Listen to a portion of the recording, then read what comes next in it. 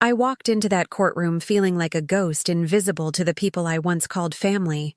The cold chill of the New York winter bit through my thin coat, but it was nothing compared to the frost I felt from my daughter's smirk when her husband told the judge, "She's only here for attention." I stood there, 73 years old, trembling not from the cold, but from a pain so deep it had carved hollows in my chest where love used to live. Today, I'm going to tell you something I never thought I would share. And if for even a second this feels familiar, I only ask that you like this video and subscribe. It will help me keep opening my heart. My name is Eleanor, and I have been invisible for so long I sometimes wonder if I'm truly here at all. Every morning, I wake up before dawn in my cramped Upper East Side studio apartment, the radiator clanking like chains of regret. The smell of stale coffee mingles with the faint scent of lavender from the sachets I keep in my dresser drawer, the same ones my late husband Robert used to tease me about. "Ellie," he'd say, his voice warm as honey, "the whole house smells like your grandmother's attic." But Robert has been gone for 8 years now, and these days, that lavender is the only sweetness left in my life. I water my wilting peace lily each morning, watching drops slide off its drooping leaves like tears I'm too tired to cry. The plant sits on my tiny windowsill, struggling to survive in the dim light that filters through the grimy glass of my fourth-floor walk-up, just like me, I suppose, struggling to survive in the shadows of people who once promised to love me forever. My days blur together in a monotonous rhythm of checking messages that never come and staring at faded photographs tucked between the pages of my Bible. There's Sarah at 5 years old, gap-toothed and giggling in her Easter dress. There's Robert pushing our grandson Tommy on a swing at Central Park, his face bright with pure joy. And there's our wedding photo from 1972, both of us so young, so full of hope, believing love could conquer anything. But when I reach for my phone to call Sarah, to hear her voice, to feel connected to something beyond these four walls, I'm met with silence. Or worse, dismissal. The last time I dared to call was Thanksgiving morning. I had spent the entire week preparing her favorite cranberry sauce recipe, the one my mother taught me, hoping she might want to share the tradition with her own daughter. My granddaughter Emma is 12 now, the same age Sarah was when she first helped me make that sauce. Her small hands carefully measuring sugar while flour dusted her cheek. I dialed Sarah's number with shaking fingers, my heart hammering against my ribs. The phone rang once, twice. On the third ring, her voice cut through the line like ice. "Mom, not now." 3 words. That's all I got for 36 hours of labor, 18 years of packed lunches, countless sleepless nights nursing fevers, decades of unconditional love. 3 words delivered with the casual cruelty of someone swatting a fly. I sat there holding the phone long after the dial tone began, staring at the cranberry sauce cooling on my counter. The apartment felt smaller somehow, the walls pressing in like a coffin. That was the moment I knew something had to change. That was the moment I decided to fight for my dignity, even if it meant losing everything else. The courthouse on Center Street loomed before me that December morning, like a monument to broken dreams. Ice crystals clung to the steps, making each footfall treacherous. I clutched the iron railing, my arthritic fingers burning in the cold, and thought about all the times I had climbed difficult stairs for my family. The 3 flights to Sarah's first apartment when she was pregnant and scared. The hospital steps when Emma was born premature and fighting for life. The courthouse steps now, fighting for my own. Inside, fluorescent lights buzzed overhead, casting everything in harsh, unflattering light. Lawyers shuffled past with their briefcases and important strides, their shoes clicking important rhythms on the marble floor. I felt small, insignificant, like a child lost in a museum of grown-up problems. But I had come too far to turn back now. Let me tell you how I got to that courtroom. How a woman who once believed family was everything ended up begging a stranger in black robes to help her find peace. It's a story of love twisted into chains, kindness mistaken for weakness, and a heart that nearly broke before it learned to beat for itself again. I met Robert Murphy when I was 19 years old, working as a secretary at a law firm in Brooklyn. He was 22, fresh out of college, with dreams of becoming a social worker and eyes the color of summer storms. We married 2 years later in my childhood church, St. Patrick's on the Lower East Side, with my grandmother's pearl necklace at my throat and hope shining brighter than my wedding ring. Robert was everything I had ever wanted in a husband. Patient. Kind. He held my hand during scary movies and brought me daffodils every spring because he remembered they were my favorite. We wanted children so badly we could taste it, and when I finally became pregnant with Sarah after 3 miscarriages, we cried tears of gratitude that soaked through the tissue paper around the positive test. Sarah was born perfect. 10 fingers, 10 toes, and lungs strong enough to wake the neighbors. I remember the nurse placing her in my arms for the first time, her tiny face scrunched in indignation at being thrust into this bright, cold world. "She's got your stubborn streak," Robert laughed, and I knew he was right. Even as a baby, Sarah knew what she wanted and wasn't afraid to demand it. I gave her everything I had, every ounce of love, every moment of patience, every sacrifice I could make. When she was colicky, I walked the floors for hours, singing lullabies until my voice was raw. When she had nightmares, I slept on her bedroom floor so she wouldn't be afraid. When she wanted dance lessons, I took a part-time job at the grocery store to pay for them, standing on my feet for 8 hours after Robert came home from work. As Sarah grew, she became the sun around which our little family orbited. Her first steps, her first words, her first day of school. Every milestone was a celebration, every achievement a triumph we all shared.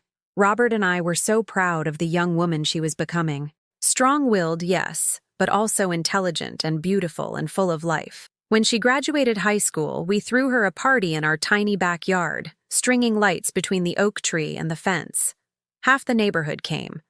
Mrs. Chen from next door brought her famous dumplings, and old Mr. Kowalski played his accordion while couples danced on the grass.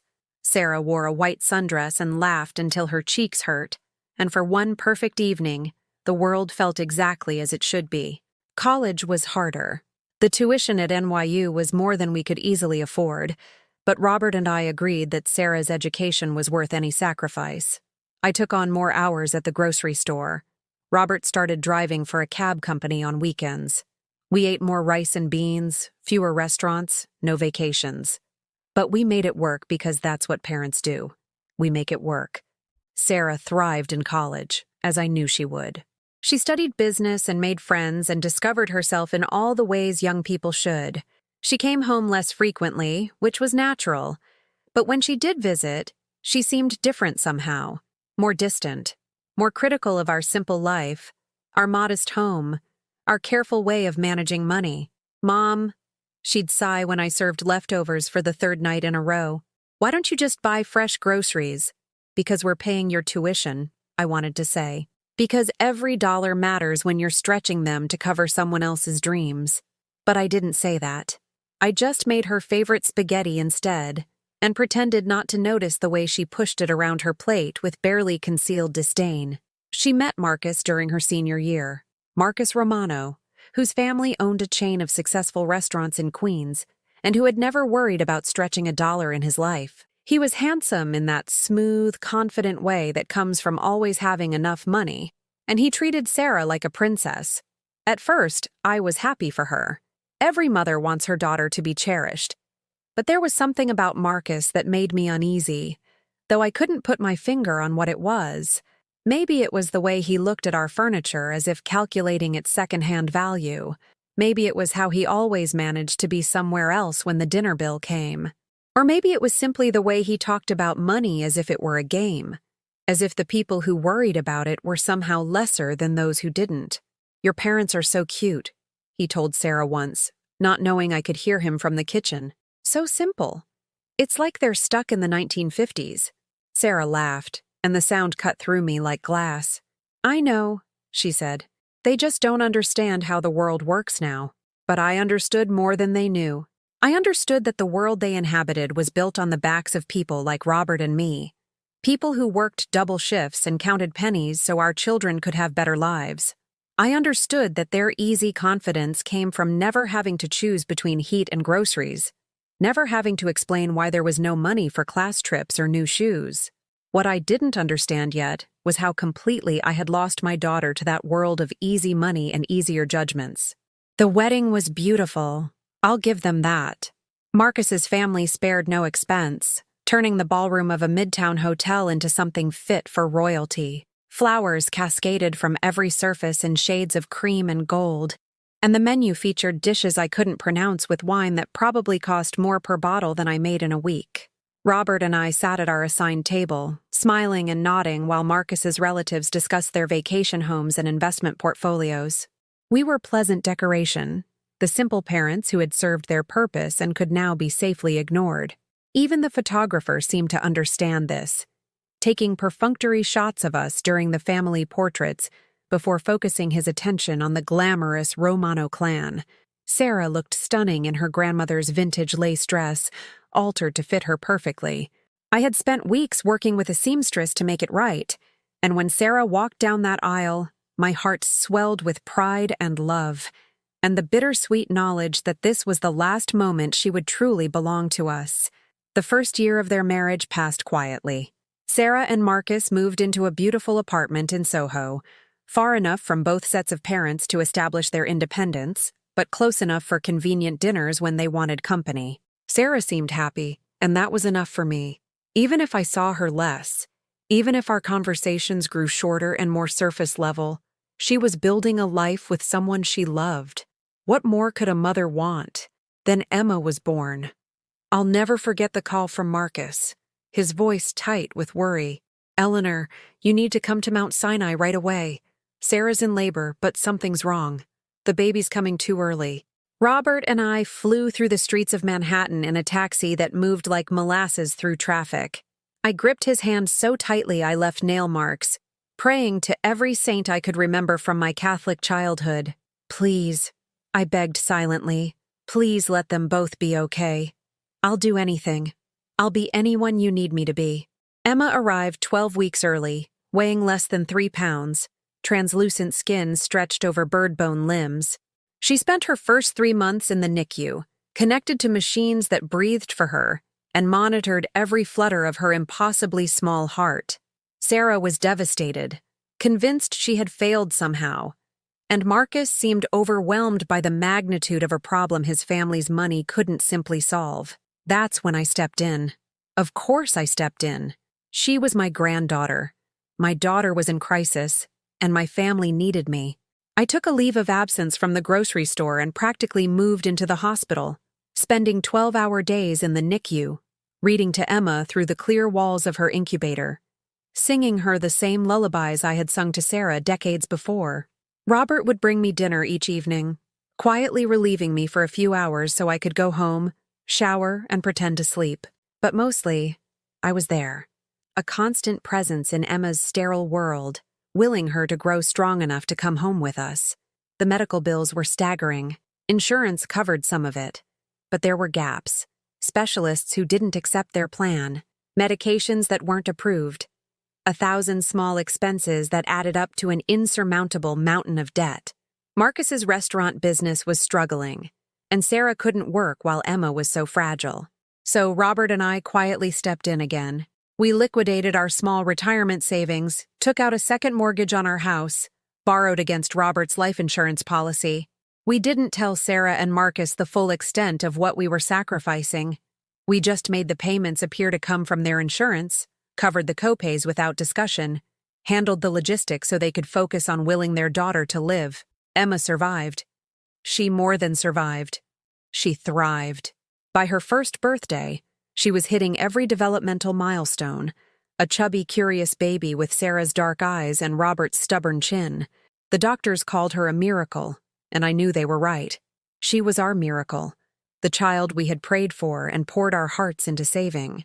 But miracles, I learned, don't always come with gratitude attached. As Emma grew stronger, Sarah and Marcus seemed to forget those desperate days when they needed us so desperately. The crisis had passed, and with it, any acknowledgement of how we had helped them weather it. They moved to a larger apartment in Tribeca, enrolled Emma in an exclusive preschool, began living the life they had always planned to live, as if the medical bills had simply vanished into thin air. Robert and I returned to our smaller, quieter existence, picking up the pieces of our financial life and trying to rebuild what we had lost. The house we had owned free and clear now carried a heavy mortgage. The retirement we had planned to spend traveling and spoiling our grandchildren became a distant dream, but we told ourselves it had been worth it. Family is worth any sacrifice. That's what we believed then. I wish I could tell you that our sacrifice was acknowledged, that Sarah and Marcus understood what we had given up for them, but gratitude has a way of curdling into entitlement when it's not careful tended. Slowly, almost imperceptibly, our emergency help became expected assistance. Our open door became a revolving credit line. Our love became a resource to be mined rather than cherished. It started small, as these things always do. A request to watch Emma while they went away for a weekend. Could I pick up some groceries for them while I was shopping? Would it be possible to cover their electric bill this month since Marcus's restaurant was between seasons? Each request came with good reasons, with promises to pay us back, with the implicit understanding that this was temporary, just until they got back on their feet. And I said yes, over and over again, because that's what mothers do. We say yes until the word loses all meaning, until it becomes a reflex rather than a choice. Robert worried more than I did. "Ellie," he would say, lying in bed beside me in the dark. "They're grown adults. They need to learn to handle their own problems. But Emma needs her grandmother," I would whisper back. "And Sarah is still my little girl." He would sigh and pull me closer, and we would lie there in the silence of all the things we couldn't say out loud. That we were tired, that we were scared about our own future. That somewhere along the way, love had become indistinguishable from financial support, and we didn't know how to untangle the two without losing our family altogether. When Robert died suddenly of a heart attack on a Tuesday in March, exactly 8 years ago this month, my world collapsed. Not just because I lost the man who had been my anchor for 51 years, but because I realized how alone I had become in my devotion to Sarah and Emma. Robert had been my buffer, my voice of reason, my partner in both sacrifice and worry.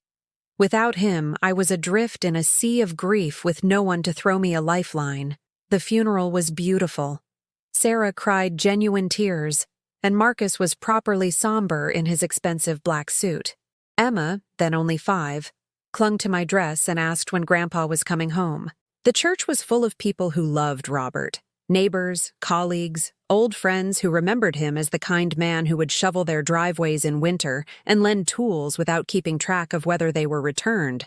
But after the funeral was over, after the casseroles were eaten and the sympathy cards were filed away, I discovered how quickly grief can expose the fault lines in relationships you thought were solid.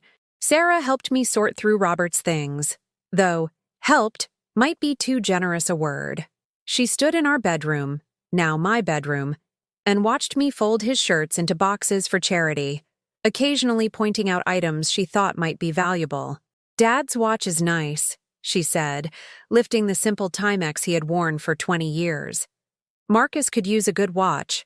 I wanted to keep it, to have something of his that still smelled faintly of his cologne, but I handed it over without protest. What was the point of arguing? Robert was gone, and holding on to his possessions wouldn't bring him back. The house felt enormous and empty after that. Every corner held a memory. Every room echoed with conversations we'd never have again. I rattled around in it like a marble in a tin can, cooking meals for one and talking to his photograph on the mantelpiece. That's when the requests for help intensified. Without Robert's income, Sarah and Marcus assumed I was struggling financially, which I was. But instead of offering support, they seemed to view my vulnerability as an opportunity to ask for more. "Mom," Sarah called one evening about a month after the funeral, "Marcus's car needs a new transmission. I know money's tight for you now, but could you help us out? It's for Emma, really. We need reliable transportation for her school runs." I had been eating peanut butter sandwiches for dinner to stretch my grocery budget, but I said yes. I always said yes. "Mom," she called a few weeks later, "Emma needs new school uniforms and supplies for the next semester. The tuition is already so expensive, but I hate to see her not have what the other kids have." I had been putting off filling my prescription medications to save money, but I said yes. I always said yes. "Mom," she called the month after that, "our rent went up and we're short this month. Could you cover the difference? We'll pay you back as soon as Marcus's business picks up." The pattern was always the same. A crisis, a request, a promise to repay that never materialized. And always, it was framed as being for Emma's benefit, which made saying no feel like abandoning my granddaughter. I began to dread the sound of my phone ringing. Each call brought another request that would stretch my already threadbare budget past the breaking point. I started buying generic groceries, turning my thermostat down to uncomfortable levels, canceling the cable television and newspaper subscriptions that had been my only entertainment. But the hardest part wasn't the money, though that was certainly difficult enough. The hardest part was the growing realization that I had become invisible to my daughter, except when she needed something from me. Our conversations became transactional, focused entirely on what she needed and when I could provide it. She stopped asking about my health, my feelings, my life. I became a function rather than a person, a resource rather than a mother. The breaking point came on a rainy Thursday in October, 2 years after Robert's death. I had been feeling unwell for weeks. Dizzy spells, chest pains, a persistent cough that wouldn't go away. My doctor wanted me to see a specialist, but the copay was more than I could afford after covering Sarah's latest emergency expense. I called Sarah that morning, hoping for comfort if not financial help. Maybe she could watch me for symptoms, or help me research doctors who accepted my insurance, or simply listen while I worked through my fears about what might be wrong. "Sarah, honey," I began, "I need to tell you something. I've been having some health issues and I'm scheduled to see a cardiologist next week. I'm a little scared, and I wondered if you might be able to come with me, or maybe we could talk about—" "Mom," she interrupted, her voice sharp with impatience. "I can't deal with your anxiety right now. Emma has a soccer tournament this weekend, and I have a million things to organize. Can we talk about this later?" Later never came, of course. It never did anymore. I hung up the phone and sat in my quiet kitchen, staring out the window at the rain painting gray streaks down the glass. That was the moment I finally understood that I had become completely dispensable to the person I loved most in the world. Except when she needed money. The cardiologist found nothing wrong with my heart. Physically, anyway. The chest pains were anxiety, he told me, probably brought on by stress and isolation. He recommended therapy, exercise, social activities, all things that cost money I didn't have because I kept giving it to people who had forgotten how to love me back. That night, I sat at Robert's desk and calculated exactly how much money I had given Sarah and Marcus over the years since Emma's birth. The number was staggering. Nearly $60,000 when you counted the hospital bills, the monthly assistance, the emergency loans, the gifts that were never acknowledged or reciprocated. $60,000 that could have secured my own future, provided for my own old age, given me the independence to live comfortably in the home Robert and I had worked so hard to pay off. Instead, I was struggling to afford groceries while my daughter and son-in-law lived in luxury, apparently oblivious to the cost of their comfort. But even then, even with the stark numbers in front of me, I couldn't bring myself to say no, because saying no meant risking the loss of my relationship with Emma, and she was the only bright spot left in my increasingly dark world. Emma was 7 then, gap-toothed and giggly just like her mother had been at that age. When Sarah would drop her off for me to babysit while they went out for expensive dinners or weekend getaways, Emma would curl up beside me on the couch and we would read fairy tales together, her small hand tracing the words as I read them aloud. "Grandma," she said one evening while Sarah was in the bathroom preparing to leave for yet another night out, "why are you always so sad?" The question caught me off guard. I thought I had been hiding my loneliness better than that. But children see things adults miss, feel emotions adults learn to bury. "I'm not sad when you're here, sweetheart," I told her, which was true.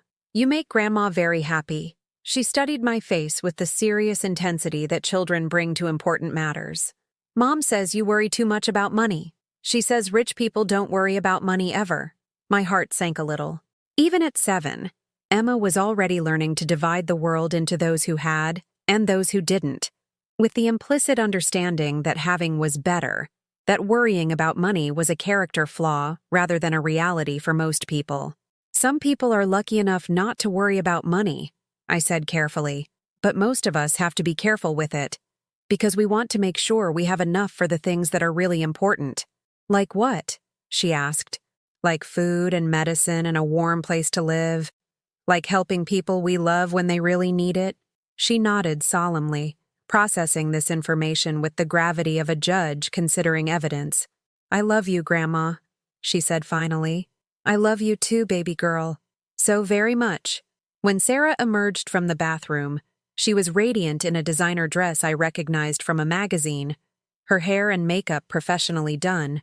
She kissed Emma goodbye with the casual affection of someone who never doubted that love would be waiting for her when she returned. We'll be back around midnight, she told me, already checking her phone for messages.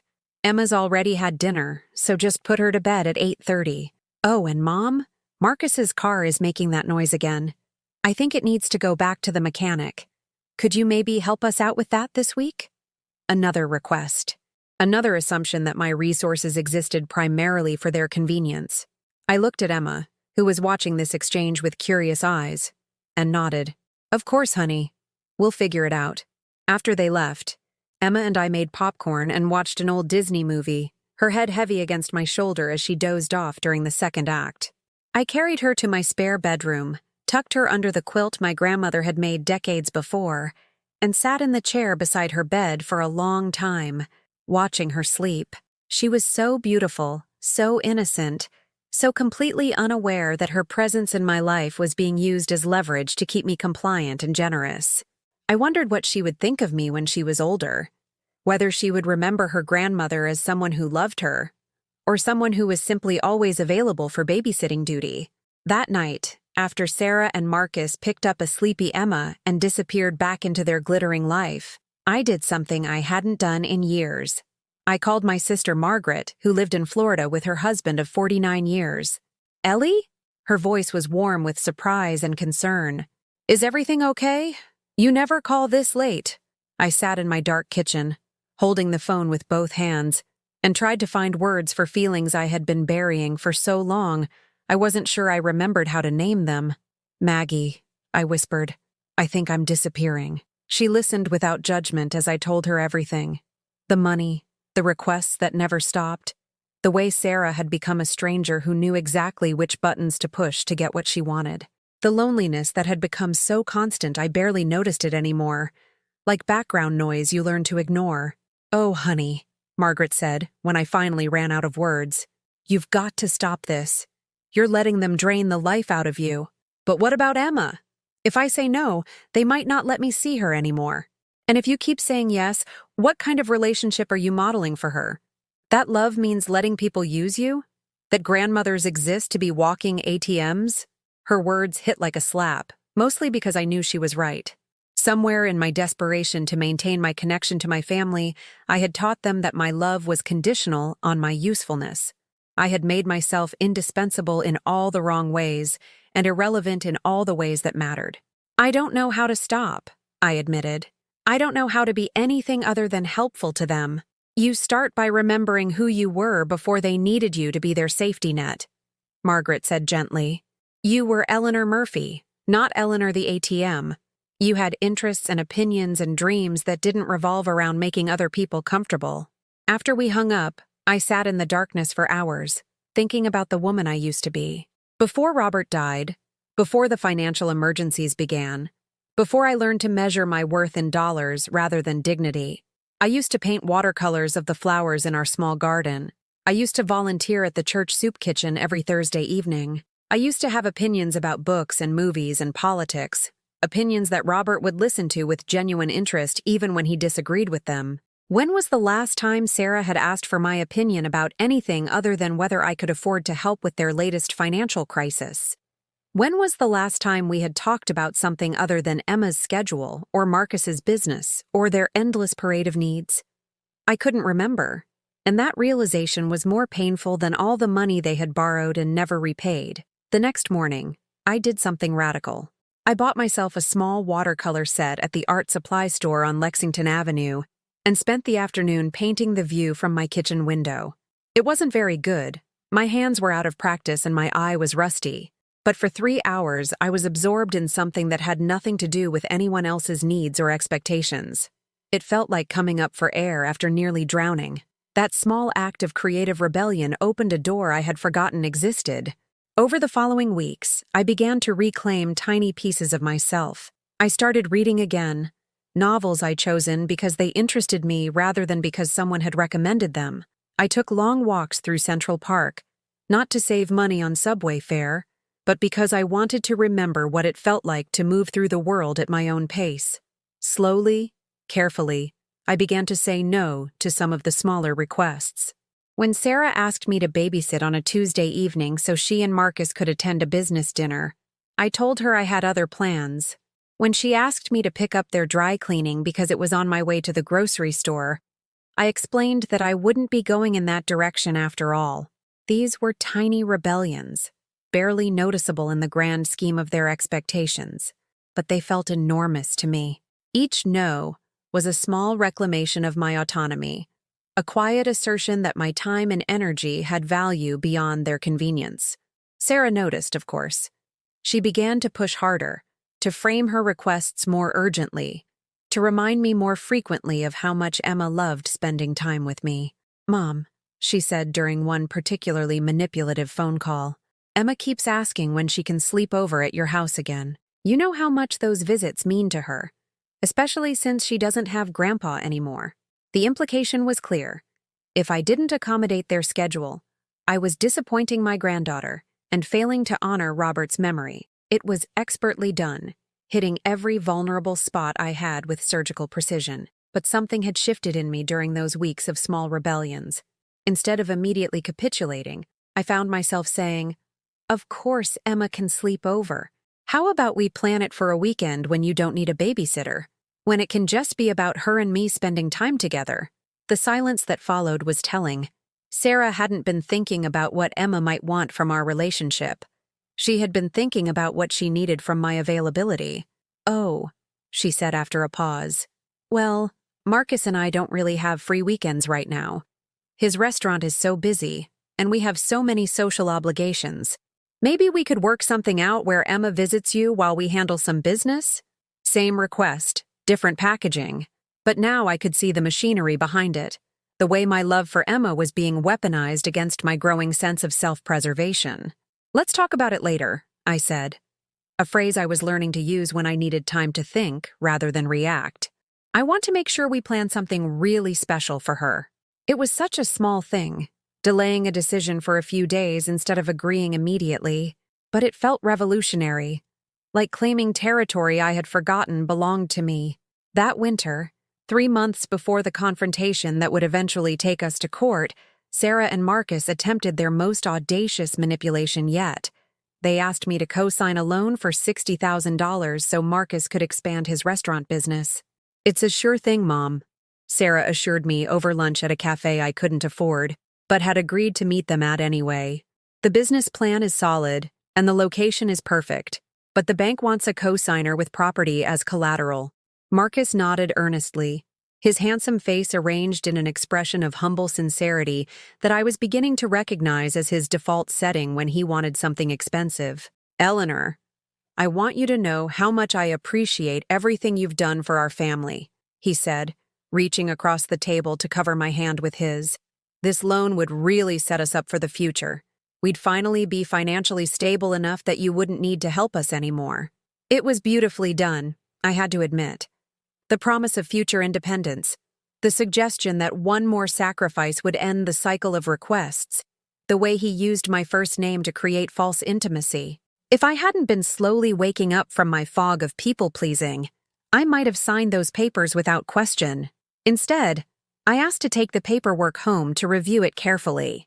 That night, I spread the loan documents across Robert's desk and read every word. $60,000 to be repaid over 10 years at a variable interest rate that could climb as high as 12%.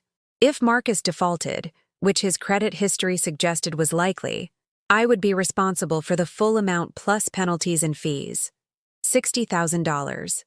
The exact amount I had calculated giving them over the years since Emma's birth. The amount that could have secured my own retirement, provided for my own future, given me the freedom to age with dignity instead of anxiety. I thought about my empty retirement accounts, my mortgaged house, my careful rationing of prescription medications to make them last longer. I thought about Robert, who had worked 2 jobs for years to help pay for Sarah's education, and what he would say if he could see how his life insurance money had been spent. For the first time in years, I felt angry instead of guilty. Not just angry at Sarah and Marcus for their endless demands, but angry at myself for enabling them, for teaching them that my love could be purchased with emotional manipulation and false promises. The next day, I called Sarah and asked her to come over without Marcus. I wanted to have this conversation with my daughter, not with the team they had become when they wanted something from me. She arrived wearing a new coat I recognized from Bergdorf Goodman, her hair freshly styled, her nails professionally manicured. She looked prosperous and confident. Nothing like someone who needed to borrow $60,000 from her widowed mother living on Social Security. "Mom," she said before I could speak, settling herself on my couch as if she were visiting a casual acquaintance. "Did you get a chance to look over those loan papers? Marcus is really excited about this opportunity, and the bank needs an answer soon." I sat across from her in Robert's old recliner, the loan documents in my lap, and tried to see the little girl who used to curl up beside me during thunderstorms.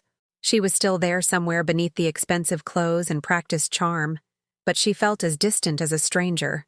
"Sarah," I said quietly, "I can't co-sign this loan." Her face went through a series of expressions: surprise, confusion, calculation, and finally, anger. "What do you mean you can't? It's not like you're paying anything up front. You're just guaranteeing that we'll pay it back, which we will." "I've been thinking about money a lot lately," I continued, ignoring her interruption. "About how much I've given you over the years, and how it's affected my ability to take care of myself. Mom, we never asked you to sacrifice anything for us. If you couldn't afford to help, you should have said so." The casual cruelty of that statement took my breath away, as if the hospital bills for Emma had been my choice rather than theirs, as if the countless emergency loans had been forced on them rather than requested, as if my sacrifices had been invisible to them, not because they were ungrateful, but because they had never occurred at all. "I gave you nearly $60,000 over the past 5 years, I said, my voice steady despite the trembling in my hands. $60,000 that I can never get back. Money that was supposed to be my security in my old age. Sarah's eyes widened, not with shame or recognition, but with genuine surprise. 60,000? That can't be right. It was just help here and there, small amounts when we had temporary problems. She really didn't know. Or maybe she had chosen not to know, not to add up the individual requests into a sum that would have been impossible to ignore. In her mind, each crisis had been separate. Each loan had been insignificant. Each promise to repay had been sincere, even if it was never fulfilled. "I have all the receipts," I told her. "Every check I wrote, every bill I paid, every emergency I covered. It's all documented. Why are you doing this?" Her voice was rising, taking on the petulant tone I remembered from her teenage years when she didn't get her way. "Why are you being so mean about money all of a sudden? This isn't like you, Mom." And there it was. The assumption that being like me meant being endlessly generous, endlessly available, endlessly willing to sacrifice my own needs for theirs. She was right that it wasn't like me to set boundaries or ask for acknowledgement, but maybe it was time to become someone new, someone who could love without losing herself in the process. "I'm 71 years old, Sarah. I don't have decades to rebuild my savings or recover from a financial mistake. If I co-sign this loan and you can't repay it, I could lose my house." "We won't default," she said quickly. "Marcus's business is solid. This expansion is going to make us really successful." "His business has been struggling for years," I replied. "That's why you've needed so much help with rent and utilities and car repairs. That's why you're asking me to co-sign this loan instead of getting it on your own credit." The conversation deteriorated from there. Sarah accused me of being selfish, of not caring about her family's future, of turning my back on them when they needed me most. She reminded me of everything she claimed I had done wrong as a mother, every way I had allegedly failed her during her childhood. "You were always so worried about money when I was growing up," she said, her voice sharp with old resentments, "always making me feel guilty about normal things kids need. And now when I'm finally trying to build something better for my family, you're doing it again." I listened to her litany of complaints and felt something break loose inside me, some tightly wound spring that had been holding me in place for years. She was rewriting our history, casting herself as the victim of my frugality rather than the beneficiary of my sacrifice. She was denying the depth of my love while simultaneously demanding more evidence of it. "I think you should leave," I said finally, my voice calm and clear. "I've made my decision about the loan, and I don't want to argue about it anymore." She stared at me as if I had spoken in a foreign language. "You're really going to choose money over your own family?" "I'm choosing myself," I said. "For the first time in years, I'm choosing to take care of myself." She left without saying goodbye, slamming my door hard enough to rattle the windows. I sat in the aftermath of her anger, feeling oddly peaceful despite the magnitude of what had just happened. I had said no to something big, something important to her, and the world had not ended. But I knew this was just the beginning. Over the following days, Sarah launched a campaign designed to wear down my resistance. She called repeatedly, sometimes crying, sometimes angry, sometimes sending Emma to the phone to ask why Grandma didn't want to help Daddy's restaurant. Marcus began showing up at my apartment unannounced, always with some new angle, some fresh approach to the same request. He brought flowers and spoke about family loyalty and reminded me of all the Sunday dinners I had cooked for them over the years, as if my past generosity created a debt that could only be repaid with future compliance. "Eleanor," he said during one particularly persistent visit, "I know you think we don't appreciate everything you've done for us, but we do. Sarah talks about you all the time, about what a wonderful mother and grandmother you are." I wanted to ask him why, if that were true, they only called when they needed something. Why Sarah never asked about my health, my interests, my life beyond my ability to solve their problems. Why I felt more like an employee than a family member in their presence. Instead, I just shook my head and repeated what I had been saying for weeks. "I can't co-sign the loan, Marcus. My decision is final." The financial manipulation escalated.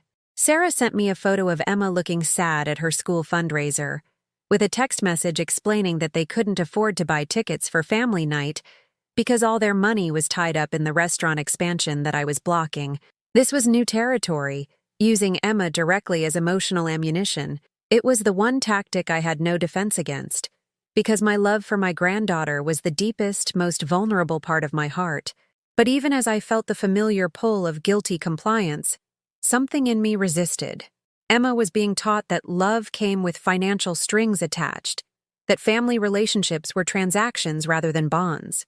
If I gave in now, what lesson was I teaching her about her own worth, her own boundaries? I called Sarah and suggested that Emma and I could attend the school fundraiser together, that I would be happy to buy tickets and take my granddaughter as my guest. It was a compromise that would give Emma what she wanted without putting money directly into Sarah and Marcus's pockets. "That's not the point, Mom," Sarah replied, her voice tight with frustration. "The point is that we should be able to afford these things as a family. We should be able to provide for our daughter without having to ask you to step in all the time." "Then maybe you shouldn't ask me to step in," I said quietly. The silence that followed was long and loaded with unspoken anger. I could hear Emma chattering in the background, her bright voice a reminder of what I stood to lose if this conflict escalated beyond repair. "Fine," Sarah said finally. "But don't expect us to keep pretending that everything is normal between us when you're being so unreasonable." That threat should have terrified me. For years, the possibility of losing access to Emma had been my greatest fear, the thing that kept me compliant even when compliance cost me my dignity and financial security. But something had changed in me during these weeks of small rebellions and growing self-awareness. I realized that my relationship with Emma had already been compromised by the dynamic Sarah and Marcus had created. Every visit was shadowed by their expectations. Every interaction was filtered through their needs.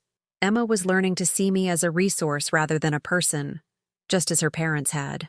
If I wanted a genuine relationship with my granddaughter, I had to model what healthy boundaries looked like. I had to show her that love didn't require self-destruction, that saying no didn't mean stopping caring. "I hope that's not true," I told Sarah. "But if it is, then we'll have to figure out how to move forward." The threats intensified after that. Sarah began limiting my access to Emma, canceling planned visits at the last minute and coming up with reasons why it wasn't a good time for me to see her. The message was clear: comply with our demands or lose your granddaughter. It was the cruelest kind of emotional terrorism, using a child's love as a weapon, but it was also an overreach that revealed just how far Sarah and Marcus were willing to go to get what they wanted. They were prepared to hurt Emma, to confuse and upset her, in order to manipulate me. That's when I knew I had to take legal action. I had never imagined that I would need to go to court to see my own granddaughter.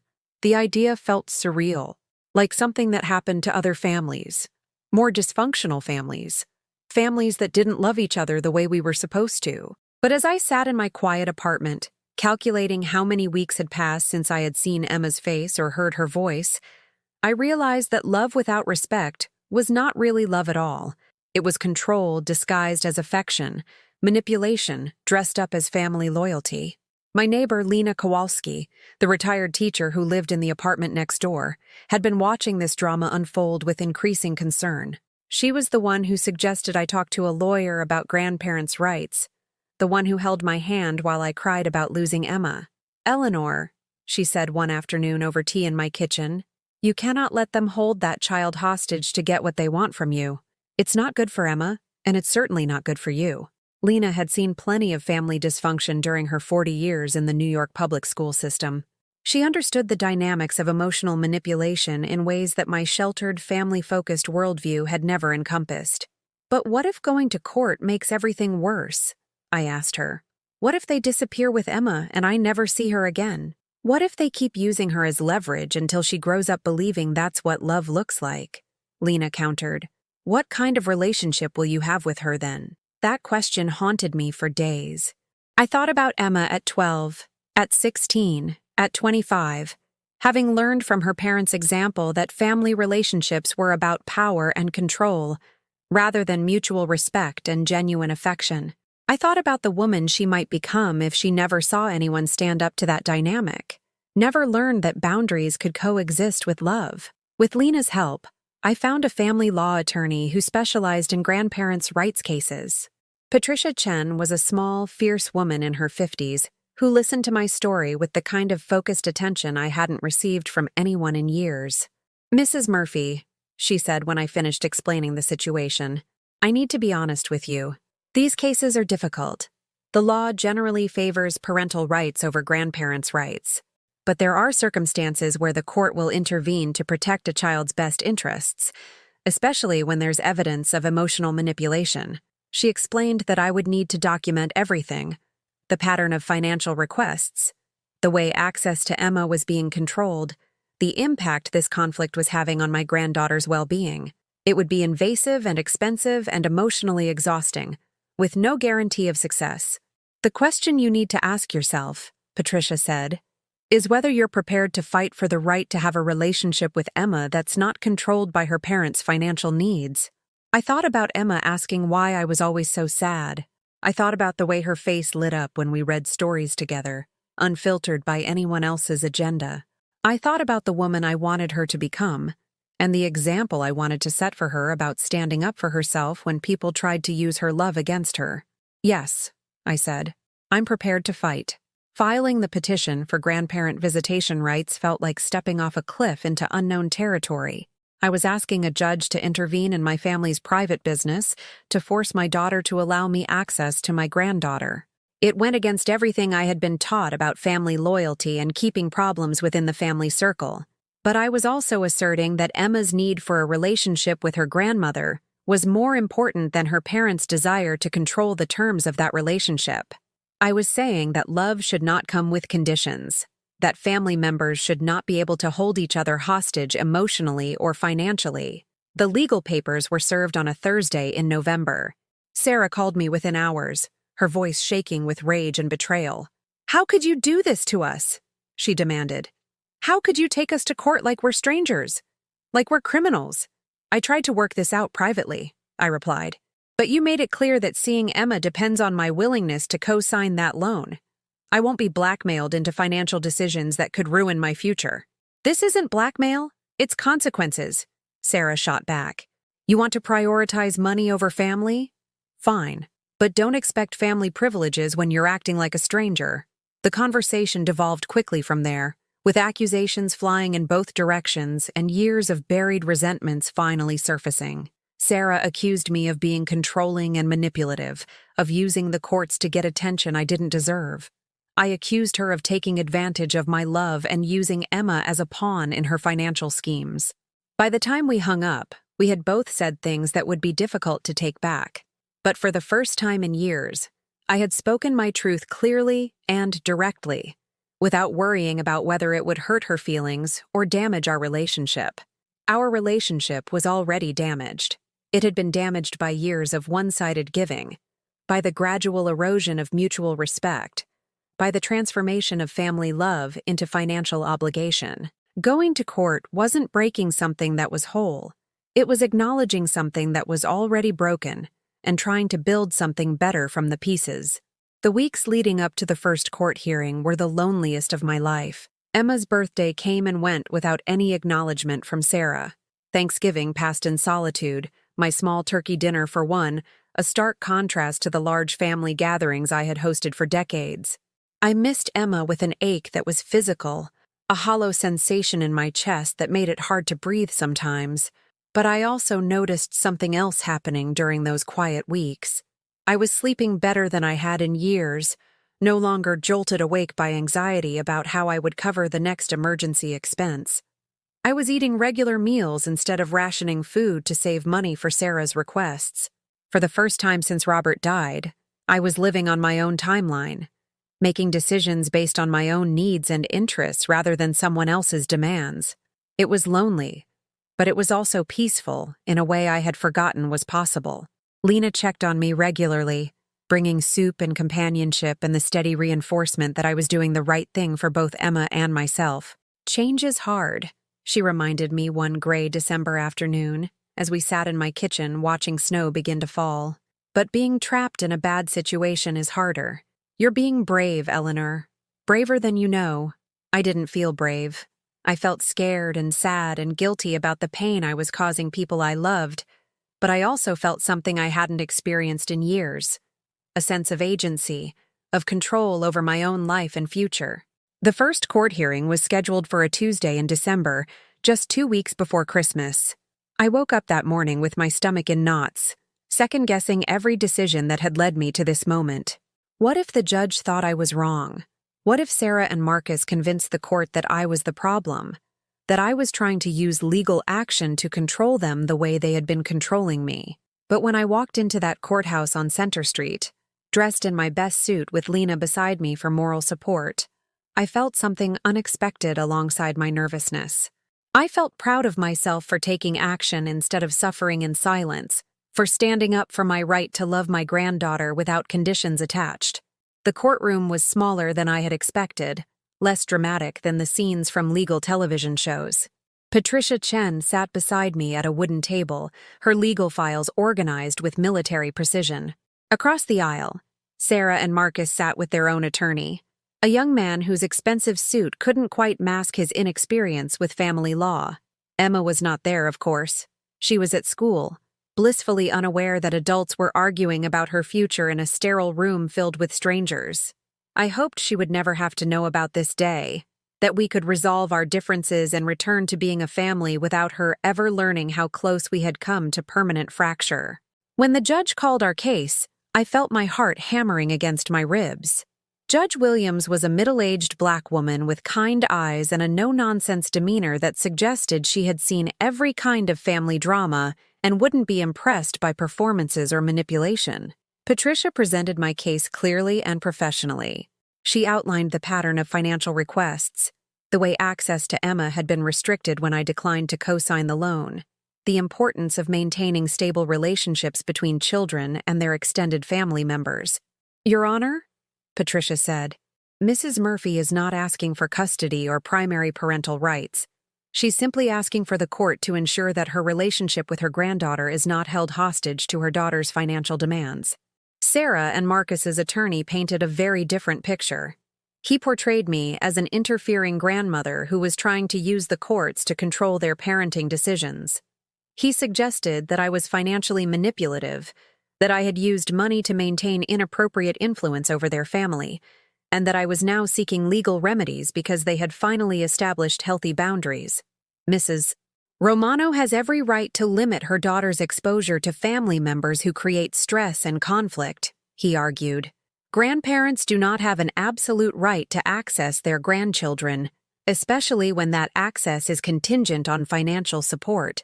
It was a clever legal strategy, turning my history of generosity into evidence of my unsuitability as a grandmother. But it was also deeply unfair, ignoring the context of my giving and the ways it had been exploited over the years. When Sarah took the stand to testify, I barely recognized the woman speaking. This wasn't the daughter I had raised, the young mother I had supported through Emma's medical crisis, the person I had loved unconditionally for 34 years. This was a stranger wearing Sarah's face, someone who spoke about me as if I were a distant relative with whom she had an unfortunate financial history rather than the mother who had sacrificed her own security for her child's welfare. My mother has always been very focused on money, Sarah testified, her voice steady and matter-of-fact. Growing up, we couldn't have normal things because she was always worried about the cost. As an adult, she's continued to use money as a way to control our family decisions. I listened to her reframe decades of careful budgeting as emotional abuse, decades of generous support as manipulation. She made it sound as if my financial help had been unwelcome, as if she had been a victim of my charity rather than a beneficiary of it. When we asked her to co-sign a business loan, Sarah continued, she refused and then immediately filed this lawsuit to force us to give her access to Emma. It feels very vindictive, very punitive. We're concerned about exposing our daughter to this kind of instability. She was good at it, I had to admit. Sarah had always been articulate and persuasive, and she was using those skills now to create a narrative in which I was the aggressor, and they were the victims protecting their child from my unreasonable demands. When Marcus took the stand, his testimony was even more damaging. He spoke about my inappropriate involvement in their finances, my boundary issues with Emma, and my apparent inability to accept their decisions as autonomous adults. Your Honor, he said, looking directly at Judge Williams with practiced sincerity, we've tried to maintain a relationship with Eleanor despite these ongoing issues, but we have to prioritize Emma's emotional welfare. The last time Eleanor visited, Emma asked afterward why Grandma seemed so angry all the time. Children pick up on adult conflict, and we don't think it's healthy to expose her to this level of family drama. That hit me like a physical blow, the suggestion that my grief and frustration had been visible to Emma, that my emotional state had become a source of confusion or distress for her. The possibility that my pain had hurt her was almost unbearable, but even as Marcus spoke, I could see the strategy behind his words. He was using my love for Emma against me, suggesting that the very emotions caused by their manipulation were evidence of my unfitness to spend time with her. It was brilliant and cruel, and exactly what I had come to expect from their approach to family relationships. Everything was my fault, including my reactions to their behavior. Nothing was their responsibility, including the impact of their actions on the people who loved them. When it was my turn to testify, I tried to speak calmly and clearly about the pattern of financial requests, about the way access to Emma had become contingent on my compliance with their demands. I explained that I wasn't trying to control their parenting decisions, just maintain a relationship with my granddaughter that wasn't dependent on my willingness to subsidize their lifestyle. But under cross-examination, Sarah's attorney made me feel like a criminal on trial for the crime of loving my family too much. He asked detailed questions about every check I had written, every bill I had paid, every time I had said yes when I probably should have said no. Mrs. Murphy, he asked, his voice dripping with false concern. Isn't it true that you used financial support as a way to insert yourself into decisions that should have been made by Emma's parents? I helped when they asked for help, I replied. I thought that's what family members do for each other. And when they stopped asking for help, you filed a lawsuit to force continued contact with Emma. Doesn't that suggest a pattern of using external pressure to get what you want from this family? I could see how it might look to an outside observer, how my legal action could be interpreted as vindictive rather than protective. But the judge wouldn't know about the sleepless nights I had spent worrying about Emma, about the way her parents had used her love as leverage, about the gradual erosion of my relationship with my granddaughter, until it existed only at their pleasure and for their convenience. "I filed this lawsuit," I said, my voice stronger than I felt, "because I love Emma, and I believe she deserves to have a relationship with her grandmother that isn't dependent on whether her parents need money from me that week." The hearing lasted 3 hours, though it felt like 3 days. When Judge Williams finally called for a recess, I felt emotionally drained and physically sick. Patricia tried to reassure me that these cases were always difficult, that family dynamics were never simple, that the judge had seemed attentive to the evidence, but I could see the doubt in her eyes, the professional concern of someone who had presented hundreds of these cases and knew how rarely they ended in the grandmother's favor. During the recess, I sat on a bench in the courthouse hallway, watching lawyers and defendants and family members navigate their own crises and conflicts. An elderly man clutched a folder of documents with shaking hands. A young woman cried quietly while her attorney explained something in urgent whispers. A teenage boy sat alone, his face blank with the kind of emotional shutdown that comes from having adults fight over your future. I wondered if Emma would someday sit in a similar hallway, dealing with the aftermath of adult decisions she had no control over. I wondered if I was protecting her from manipulation, or subjecting her to legal trauma that would shape her understanding of family relationships for the rest of her life. But when court resumed and I saw Sarah and Marcus enter the room together, their faces set in matching expressions of righteous indignation, I remembered why I was fighting. Emma deserved to know that love didn't have to come with conditions, that family members could disagree without destroying each other, that it was possible to set boundaries while still caring deeply. The judge's decision came after another hour of legal arguments and evidence presentation. Judge Williams looked tired, as if she had spent decades trying to untangle family knots that couldn't be loosened by legal intervention alone. "This court recognizes that grandparents play an important role in children's lives," she began, her voice formal but not unkind. "However, the law also recognizes that parents have the primary right and responsibility to make decisions about their children's welfare and associations." My heart sank.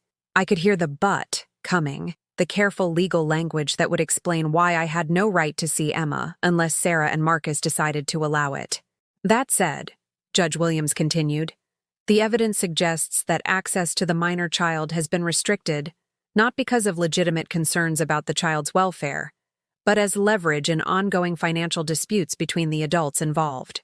I felt Patricia tense beside me, a lawyer trying not to show her surprise at an unexpected development. "The court cannot and will not intervene in family financial decisions," the judge said. "Mrs. Murphy is under no legal obligation to provide financial support to her adult daughter and son-in-law, regardless of their circumstances or expectations." Sarah and Marcus exchanged glances, their confidence beginning to waver as they realized this wasn't going according to their plan. "However," Judge Williams concluded, "the court finds that the minor child's best interests are served by maintaining a relationship with her paternal grandmother, provided that relationship does not interfere with the parent's child-rearing authority." She ordered a specific visitation schedule, 1 Saturday afternoon per month, plus 1 week during summer vacation, plus alternating major holidays. It wasn't everything I had hoped for, but it was something. It was official recognition that Emma and I had a right to know each other, that our relationship had value beyond its utility to her parents. The courtroom erupted in whispered conferences between attorneys and clients. Sarah looked stunned, as if she couldn't believe a judge had just told her that she couldn't completely control my access to Emma. Marcus looked angry, his jaw tight with the kind of barely controlled rage that comes from having your manipulation tactics exposed in public. As we gathered our papers and prepared to leave, Marcus made one final attempt at intimidation. He approached me while Patricia was speaking with the court clerk, his face close enough to mine that I could smell his cologne and see the cold calculation in his eyes. "This isn't over, Eleanor," he said quietly.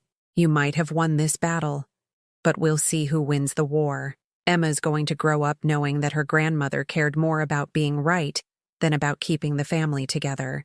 It was expertly delivered, a threat wrapped in predicted consequences, designed to make me feel guilty for protecting my own rights and Emma's. But something had changed in me during these months of legal preparation and emotional reckoning. I didn't feel guilty anymore. I felt tired and sad and relieved, but not guilty. "Marcus," I replied, keeping my voice steady and low. "Emma's going to grow up knowing that some people love her without conditions attached. I think that's a gift worth fighting for." He stepped back, perhaps surprised by my lack of the usual apologetic compliance. For just a moment, his mask slipped, and I could see the person underneath, not the charming son-in-law or the manipulative opportunist, but a frightened man who had built his security on other people's willingness to be exploited. Then the mask was back, and he was walking away with Sarah, both of them whispering urgently about appeals and legal options, and how to minimize the damage this ruling might cause to their carefully constructed narrative. I walked out of that courthouse into the gray December afternoon, feeling like a different person than the one who had walked in. The city buzzed around me with its usual indifference: yellow cabs honking at pedestrians, steam rising from manholes, the smell of roasted nuts from a nearby vendor cart mixing with exhaust fumes and the promise of snow. But everything felt different somehow, as if I were seeing New York through new eyes. The buildings looked taller, the people seemed more purposeful, and I felt more present in my own life than I had in years. "How do you feel?" Lena asked when I called her with the news. I considered the question seriously. How did I feel? Victorious? Vindicated? Exhausted? All of those things were true, but they weren't the whole truth. "Free," I said finally. "For the first time in years, I feel free." That night, I did something I hadn't done since Robert died. I opened a bottle of good wine, not the cheap stuff I usually bought, but a real bottle of Chianti that had been sitting in my kitchen cabinet waiting for a special occasion. I poured myself a glass and sat by my window, watching the lights come on in apartment buildings across the street. Families were having dinner, children were doing homework. Normal life was continuing its normal rhythm while I tried to process the magnitude of what had happened. I had stood up to my daughter and her husband in the most public way possible. I had aired our family's private business in front of a judge and court reporters and anyone else who wandered into that courtroom. I had broken the unspoken rule about keeping problems within the family, about never involving outsiders in domestic disputes, and in return, I had won the legal right to love my granddaughter without being financially extorted for the privilege. It should have felt more triumphant, I thought. Victory should have tasted sweeter than this mixture of relief and sadness that filled my mouth along with the wine. But as I sat there in the quiet of my apartment, I realized that the real victory wasn't the judge's ruling. The real victory was the moment I had decided to value myself enough to fight for respect, even when fighting meant risking everything I thought I couldn't live without. The first scheduled visit with Emma was planned for the Saturday before Christmas, exactly 2 weeks after the court hearing. I spent the entire week before planning activities, buying small presents, and trying to prepare myself emotionally for seeing her again after months of separation. Would she be angry with me? Would Sarah and Marcus have told her something about the legal proceedings that would affect how she felt about our relationship? Would she even want to spend time with me? Or would this court-ordered visit feel like a punishment to her? On Friday night, my phone rang. Sarah's name appeared on the caller ID, and I answered with a mixture of hope and dread. "Mom," she said, her voice carefully controlled, "about tomorrow's visit with Emma." Here it comes, I thought. The attempt to sabotage the first visit, to make it as difficult as possible, to prove to the court that this arrangement wasn't working. "I need you to know that Emma doesn't understand why she hasn't seen you in so long," Sarah continued. "We told her that you were dealing with some adult problems and needed some space, but she's been asking about you constantly." My heart clenched. Emma had been missing me too, had been confused by my absence, had been given some version of events that made it seem like I had chosen to stay away. "Sarah," I said carefully, "I hope you'll tell her the truth about what happened. Age appropriately, of course. But she deserves to understand that I never wanted to be separated from her."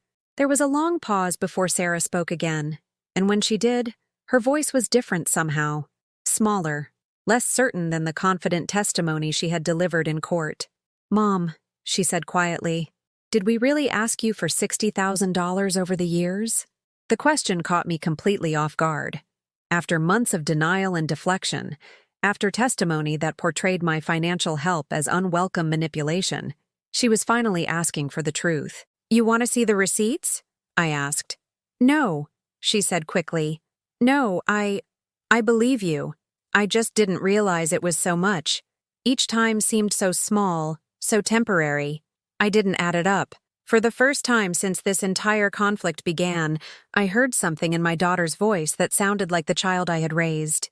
Not the entitled adult who had treated my love like a renewable resource, but the little girl who used to cry when she accidentally stepped on a bug, who worried about hurting people's feelings even when they had hurt hers first. "I never kept track to use it against you," I said gently. "I kept track because I was trying to manage my own finances, trying to make sure I could keep helping when you needed it." Another pause. In the background, I could hear Emma's voice asking if that was Grandma on the phone. If she could talk to Grandma, why couldn't she talk to Grandma right now? "She misses you," Sarah said. And for the first time in months, she sounded like my daughter instead of my adversary. "I miss her too," I replied. "More than you know." "Mom," Sarah said, and then stopped, as if she were gathering courage for something difficult. "I'm sorry we had to go to court. I'm sorry it got so ugly. I don't know how to fix this."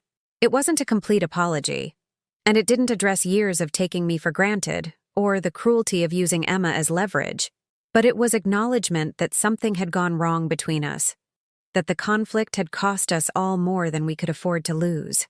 "We don't have to fix it all at once," I said. "Maybe we can just focus on what's best for Emma right now." The visit the next day was awkward at first. Emma was shy with me, uncertain how to act, clearly aware that something significant had changed in our relationship, even if she didn't understand the details. Sarah dropped her off at my apartment with a stilted politeness that felt like a performance for Emma's benefit. "Have fun with Grandma," she told Emma with forced cheer. "I'll pick you up at 5 o'clock. After Sarah left, Emma and I looked at each other across my small living room, both of us feeling the weight of adult conflicts that had shaped the parameters of our afternoon together. "Are you mad at Mommy and Daddy?"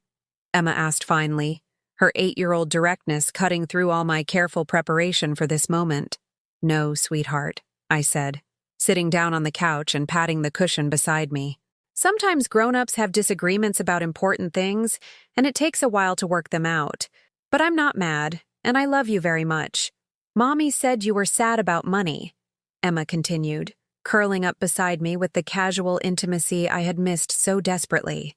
"Are you poor now?" The question broke my heart, not because of its implications about my financial status, but because it revealed how much adult stress Emma had absorbed despite everyone's attempts to shield her from it. "I have enough money to take care of myself," I assured her. "And I have enough money to take you out for hot chocolate and maybe stop by the toy store if you'd like."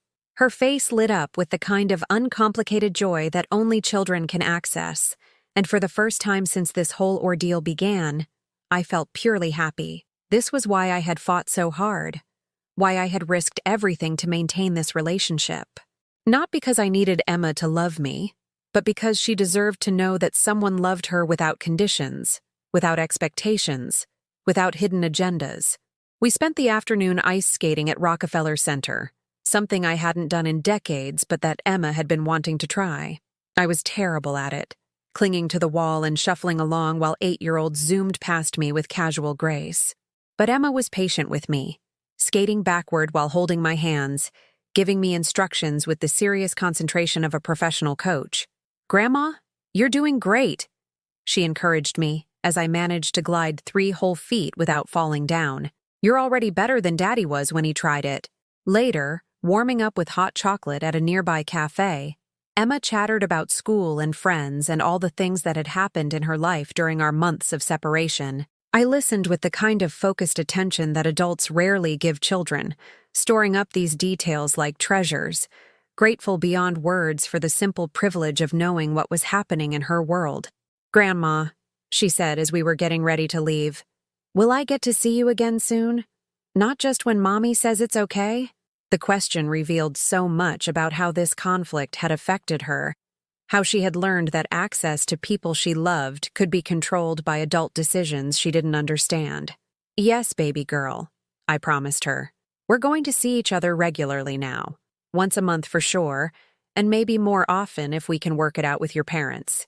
When Sarah picked Emma up that evening, she lingered for a few minutes, asking polite questions about our afternoon, and thanking me for taking Emma ice skating.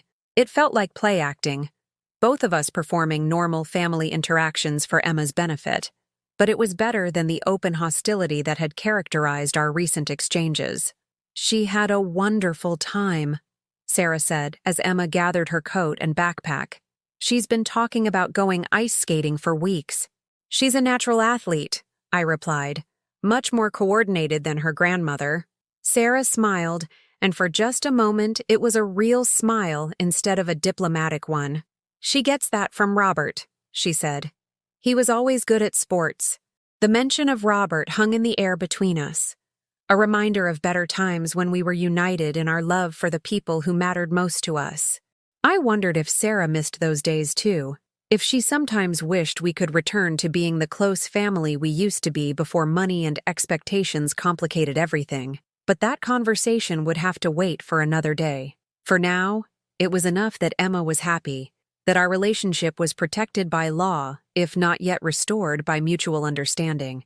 After they left, I cleaned up the hot chocolate mugs and put away the small toys Emma had played with during her visit. My apartment felt quiet but not empty, filled with the residual warmth of her presence and the promise of future visits. I was washing dishes when my phone rang. Margaret's number appeared on the caller ID, and I answered with genuine pleasure for the first time in months. "Ellie," she said, her voice bright with curiosity. "How did the first visit go? I've been thinking about you all day."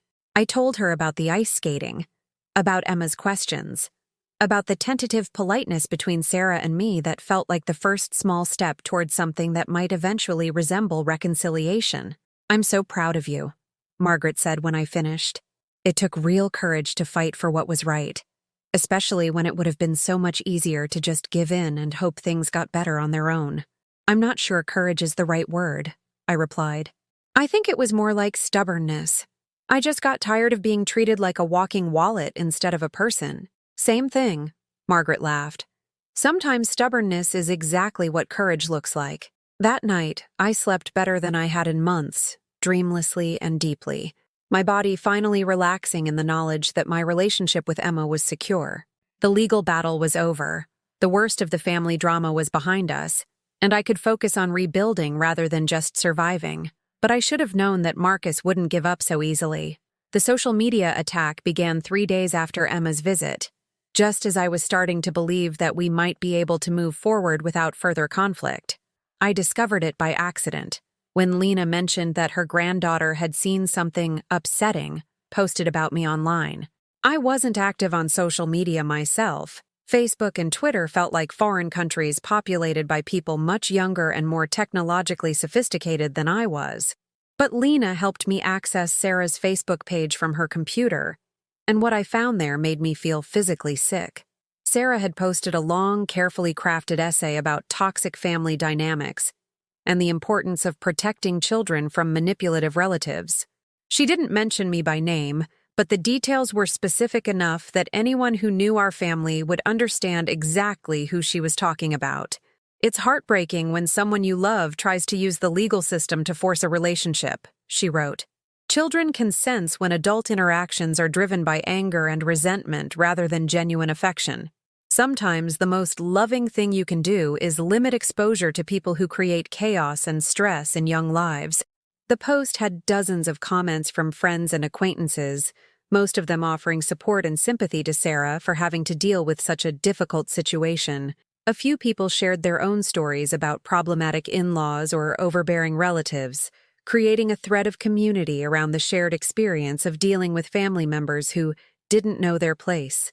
But the worst part was the video Marcus had posted on his own page. A carefully edited compilation of security camera footage from their apartment building that showed me arriving for visits over the past few years. The footage was edited to make it look like I was constantly showing up uninvited, lingering in the lobby, behaving in ways that anyone watching would interpret as obsessive or inappropriate. The video was titled, "When Love Becomes Stalking: Protecting Our Family from Unwanted Attention." It had been viewed hundreds of times and shared by dozens of people, spreading our private family conflicts across social media like digital wildfire. I sat in Lena's kitchen, staring at the computer screen, feeling more exposed and humiliated than I had ever felt in my life. These were people who had eaten at my table, who had accepted my help during their crises, who had smiled at me and thanked me and assured me that I was a beloved member of their family. Now they were painting me as a dangerous intruder, someone whose love was so twisted and desperate that it had become a threat to my own granddaughter's well-being. "This is character assassination," Lena said, her voice tight with anger. "This is cruel and dishonest and probably illegal." But I knew better than that. Marcus was too smart to post anything that could be considered legally actionable. The language was carefully chosen, the implications subtle enough to avoid direct slander. He was destroying my reputation while maintaining plausible deniability, ruining my relationships with people who only knew his version of events. The social media campaign had immediate real-world consequences. People I had known for years began treating me differently, their interactions colored by whatever version of events they had seen online. Mrs. Chen from the corner grocery store, who had always chatted with me about her grandchildren, now kept our exchanges brief and professional. The postal worker who usually made jokes about the weather looked away when he handed me my mail. Most painfully, several members of my church began avoiding me, clearly uncomfortable with what they perceived as my involvement in an unseemly legal dispute. These were people who had known Robert and me for decades, who had supported us through his illness and death, who I had thought understood my character better than to believe malicious gossip. But social media narratives have a power that personal relationships sometimes can't overcome. When people see official-looking posts with video evidence and heartfelt testimonials, they tend to believe what they're shown, rather than questioning the motivations behind the presentation. I felt like a stranger in my own neighborhood, marked by whispers and sideways glances wherever I went.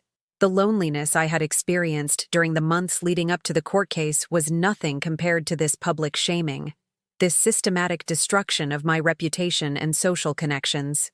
But even as I struggled with the humiliation and isolation, I recognized Marcus's strategy for what it was. A final attempt to pressure me into withdrawing the legal victory I had won, to make the cost of maintaining my relationship with Emma so high that I would voluntarily surrender my rights rather than endure continued public humiliation. It was psychological warfare, expertly planned and ruthlessly executed.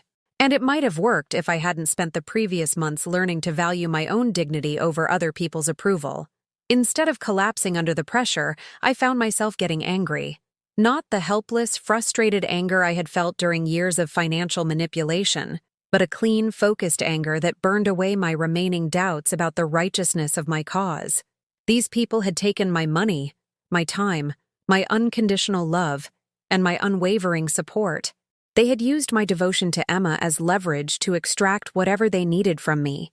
And when I finally said no, they had tried to destroy me rather than simply accept my boundaries. The social media attack was proof that I had been right to go to court, that people who would publicly humiliate a 73-year-old grandmother for asserting her rights were not people who could be trusted to honor informal agreements or private understandings. With Patricia Chen's help, I documented the online harassment and filed a complaint with the family court, arguing that Marcus and Sarah's social media campaign constituted a violation of the spirit, if not the letter of the judge's ruling. The court couldn't control what they posted online, but it could consider their behavior when making future decisions about Emma's best interests. More importantly, I decided to tell my own story instead of letting them control the narrative. With Lena's help, I created my own Facebook account and posted a simple, factual response to their accusations. "My name is Eleanor Murphy," I wrote. "I am a 73-year-old widow who went to court to maintain a relationship with her granddaughter after being told that access to the child would depend on my willingness to co-sign a $60,000 loan. The court ruled in my favor, determining that children's relationships with their grandparents should not be held hostage to adult financial disputes." I share this not to create more conflict, but to remind people that there are always multiple sides to family stories, and that sometimes the most vulnerable people in these situations are the ones being accused of causing the problems.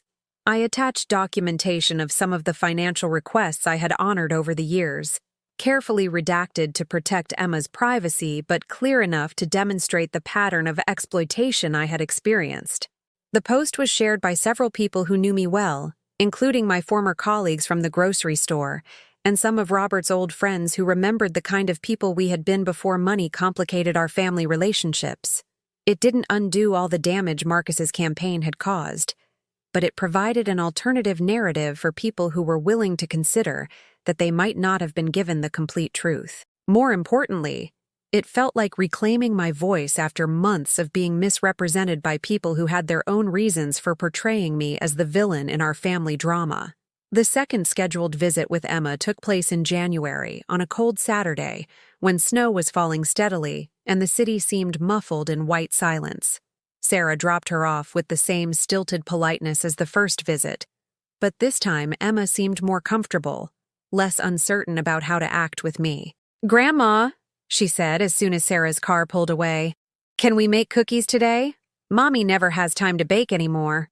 We spent the afternoon in my tiny kitchen, measuring flour and sugar, telling stories, and creating the kind of simple domestic magic that had been missing from both our lives.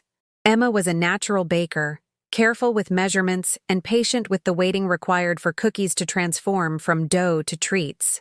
"Why don't Mommy and Daddy like you anymore?"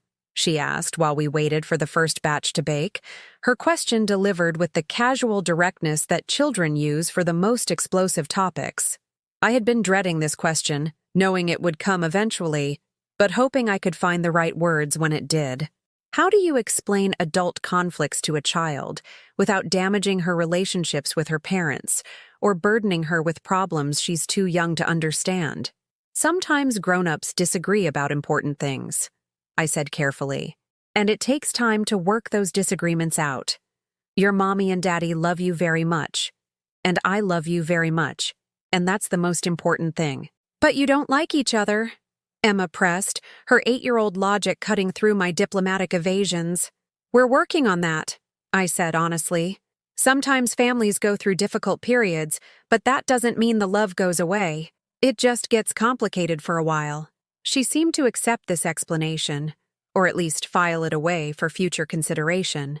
Children are remarkably adaptable to complicated adult relationships, as long as they feel secure in their own position within the family structure.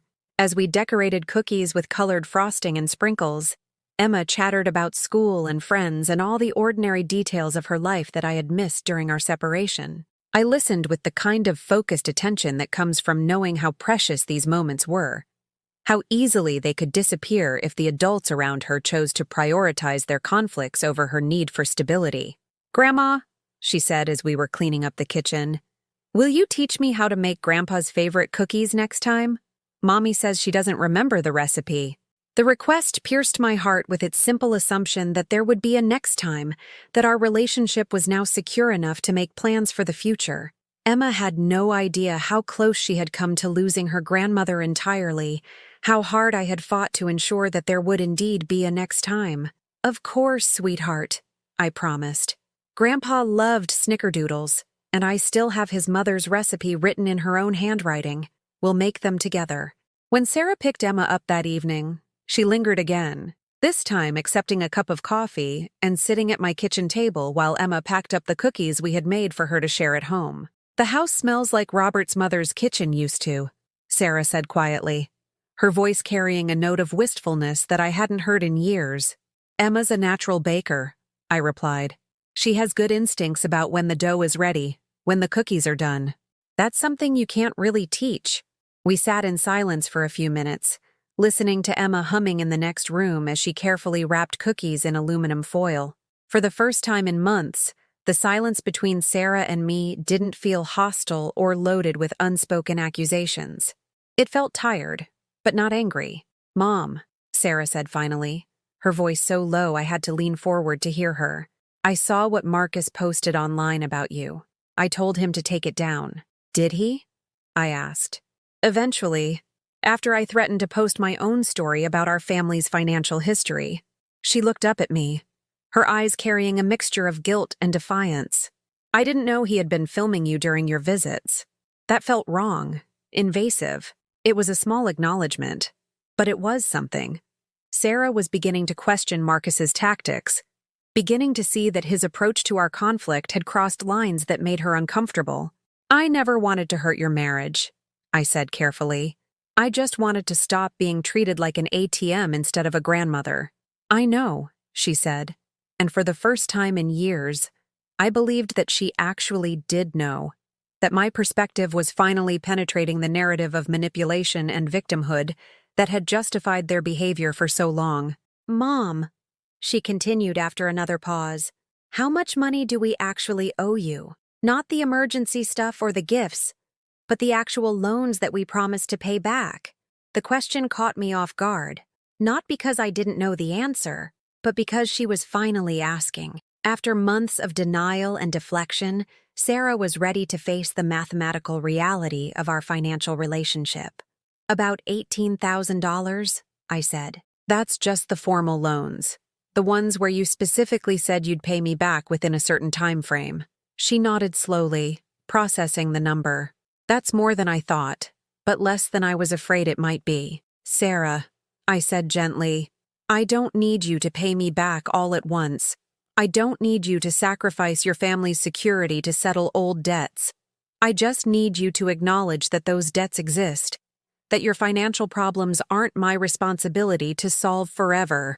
"What if we paid you back gradually?" she asked. "Like $100 a month until it's settled? Would that work for you?" It was more than I had expected, more than I had dared to hope for during the darkest days of our conflict. Not just because of the money, though that would certainly help my own financial situation, but because it represented acknowledgement and respect for the sacrifices I had made. "That would work fine," I said. "But more importantly, Sarah, I need you to understand that my love for you and Emma isn't contingent on money flowing in either direction. I don't want us to ever again be in a situation where family relationships are dependent on financial arrangements."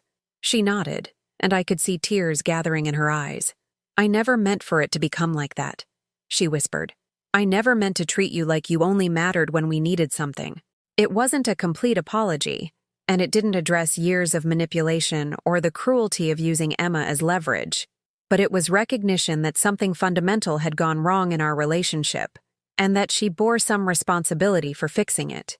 "We can work on this," I said. "We can figure out how to be a family again, how to love each other without all these conditions and expectations." When they left that evening, Emma hugged me with the unself-conscious affection that had been missing from our recent interactions. "I love you, Grandma," she said, her voice muffled against my shoulder. "I'm glad we get to have cookie days now." "I love you too, baby girl," I replied, holding her tight enough to memorize the feeling of her small body trusting itself to my embrace. "We'll have lots of cookie days." After they left, I sat in my kitchen surrounded by the lingering scents of vanilla and cinnamon, feeling something I hadn't felt in years. Hope.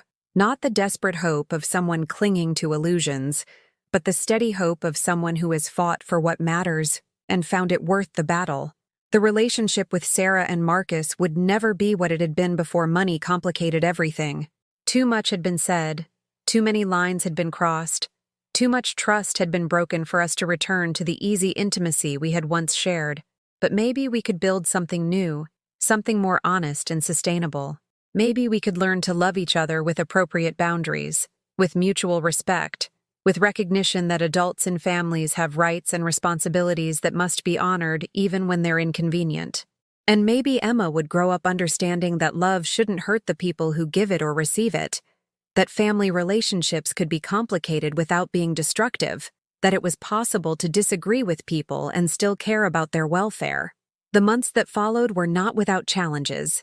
Marcus remained distant and somewhat hostile, clearly still resentful that his control tactics had been exposed and legally curtailed. He made no effort to rebuild a relationship with me, speaking to me only when necessary and always with the kind of cold politeness that makes genuine warmth impossible.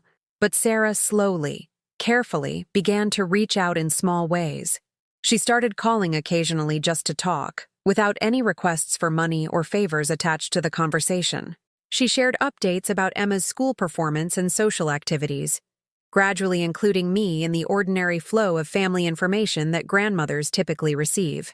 Most importantly, she honored the payment plan we had discussed, sending me a check for $100 every month, along with a brief note updating me on their family's activities. The money itself was helpful, but the gesture was more valuable than the financial assistance. It represented accountability, respect, and acknowledgement of the sacrifices I had made for their welfare. Emma and I settled into a comfortable rhythm of monthly visits, with occasional additional time when Sarah and Marcus needed childcare, and I was available to provide it. But these requests were now framed as favors I could choose to grant rather than expectations I was required to fulfill, and the difference in tone was remarkable. Emma was thriving, her natural resilience allowing her to adapt to the new family dynamics without apparent trauma. She seemed to enjoy having special time with her grandmother that wasn't shadowed by adult conflict, and she never asked uncomfortable questions about why things had changed or what had happened during the months we were separated. Children, I realized, are much more adaptable than adults give them credit for. Emma accepted that families sometimes went through difficult periods and emerged from them changed but not broken. She adjusted to the new normal with the same grace she had shown during the crisis, focusing on what she had, rather than what had been lost. On a warm day in May, nearly 6 months after the court ruling, Sarah called with a request that surprised me. "Mom," she said, "Emma's school is having a grandparents' day next Friday, and she really wants you to come. Would you be able to attend?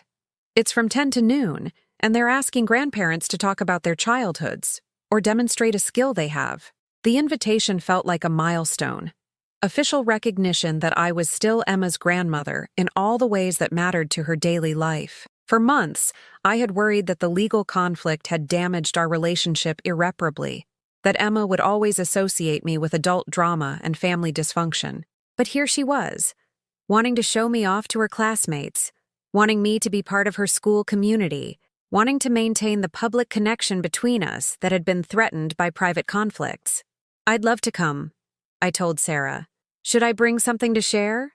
Maybe we could make cookies for her class?" "That would be perfect," Sarah said, and I could hear genuine pleasure in her voice rather than the careful politeness that had characterized our recent interactions. "She's been talking about your baking skills to anyone who will listen.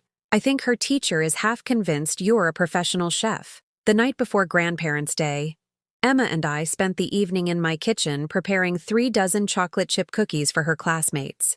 She helped with every step of the process, from measuring ingredients to monitoring the oven timer, her concentration absolute as she worked to create something special for her friends. "Grandma," she said as we packed the cooled cookies into containers, "are you and Mommy friends again now?" It was the kind of question that could have opened up difficult conversations about forgiveness and trust and the complex process of rebuilding damaged relationships. But Emma was 9 years old now, old enough for a more sophisticated understanding of family dynamics, but still young enough to need reassurance that the adults in her life were committed to working things out. "We're learning how to be friends again," I said honestly. "It takes time to fix things when they get broken, but we're both trying hard to make it work." "Good," she said with the satisfied finality of someone who had gotten the answer she needed. "I like it better when everyone gets along."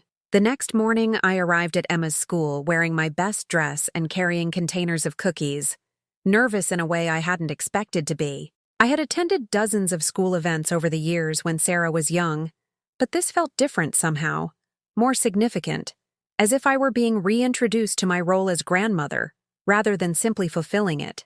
Emma met me at the classroom door, her face bright with excitement and pride. "Grandma's here," she announced to the room at large, taking my hand and pulling me toward the desk she had decorated with drawings of cookies and hearts. The other grandparents were a mixed group of people my age and older, some looking comfortable and confident, others seeming as nervous as I felt. We introduced ourselves with the careful politeness of strangers who shared the common experience of being important to small people. When it was my turn to address the class, I talked about growing up in New York in the 1950s, when the city was different but still magical, when children played in the streets until dark and everybody knew their neighbors. I shared stories about my grandmother teaching me to bake, about meeting Robert at a church dance, about the ways the city had changed and stayed the same over the decades. The children listened with the polite attention that teachers drill into them for special occasions, but Emma's face was radiant with pride and engagement, her eyes never leaving mine as I spoke about our shared family history. Then we passed out the cookies we had made, and suddenly the classroom erupted in genuine enthusiasm as 25 9-year-olds discovered that homemade cookies were indeed superior to store-bought alternatives. "Emma is so lucky to have a grandmother who bakes," one little girl told me as she savored her cookie with elaborate appreciation. "My grandma only knows how to order pizza. These are the best cookies I ever had," a boy announced through a mouthful of chocolate chips. "Emma, your grandma is awesome." I watched Emma glow with reflected pride, basking in her classmates' admiration for something we had created together. For the first time since this whole ordeal began, I felt truly useful to her in a way that had nothing to do with money or adult conflicts or court-ordered visit schedules. I was her grandmother, and that was enough. That was everything. When the event ended and I was preparing to leave, Emma's teacher approached me with a warm smile. "Mrs. Murphy," she said, "thank you so much for coming today and sharing those wonderful stories with the children. Emma talks about you quite often, and it's clear that you're very important to her." "She's very important to me too," I replied, feeling tears prick behind my eyes at the simple acknowledgement of our mutual devotion. "Would you be interested in volunteering for some of our other classroom activities?" the teacher continued. "We always need extra help with reading groups and special projects, and Emma would love to have you more involved in her school life." The invitation represented something I had never dared to hope for during the darkest days of our family conflict. Integration into Emma's daily world, a role in her life that was valued and welcomed rather than merely tolerated. "I'd love that," I said. "Just let me know when I can help." As I walked home from Emma's school that afternoon, carrying empty cookie containers and a heart full of renewed purpose, I reflected on how far we had all come from that terrible morning in December when I had walked into a courthouse feeling invisible and desperate. I wasn't the same woman who had spent years saying yes to every request, measuring my worth by my usefulness to people who had forgotten how to value me as a person rather than a resource. I had learned to set boundaries, to defend my dignity, to fight for relationships that mattered without sacrificing my own well-being in the process. Sarah wasn't the same daughter who had treated my love as an entitlement, who had used my devotion to Emma as leverage for financial gain. She was learning to see me as a whole person with needs and limitations, learning to appreciate the sacrifices I had made without taking them for granted. And Emma wasn't the same little girl who had been caught in the middle of adult conflicts she couldn't understand. She was growing up with a clearer sense of what healthy family relationships looked like, with grandparents who loved her unconditionally, but also modeled appropriate boundaries and mutual respect.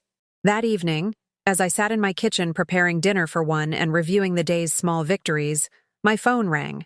Sarah's name appeared on the caller ID, and I answered with the easy pleasure that had gradually replaced my old anxiety about her calls.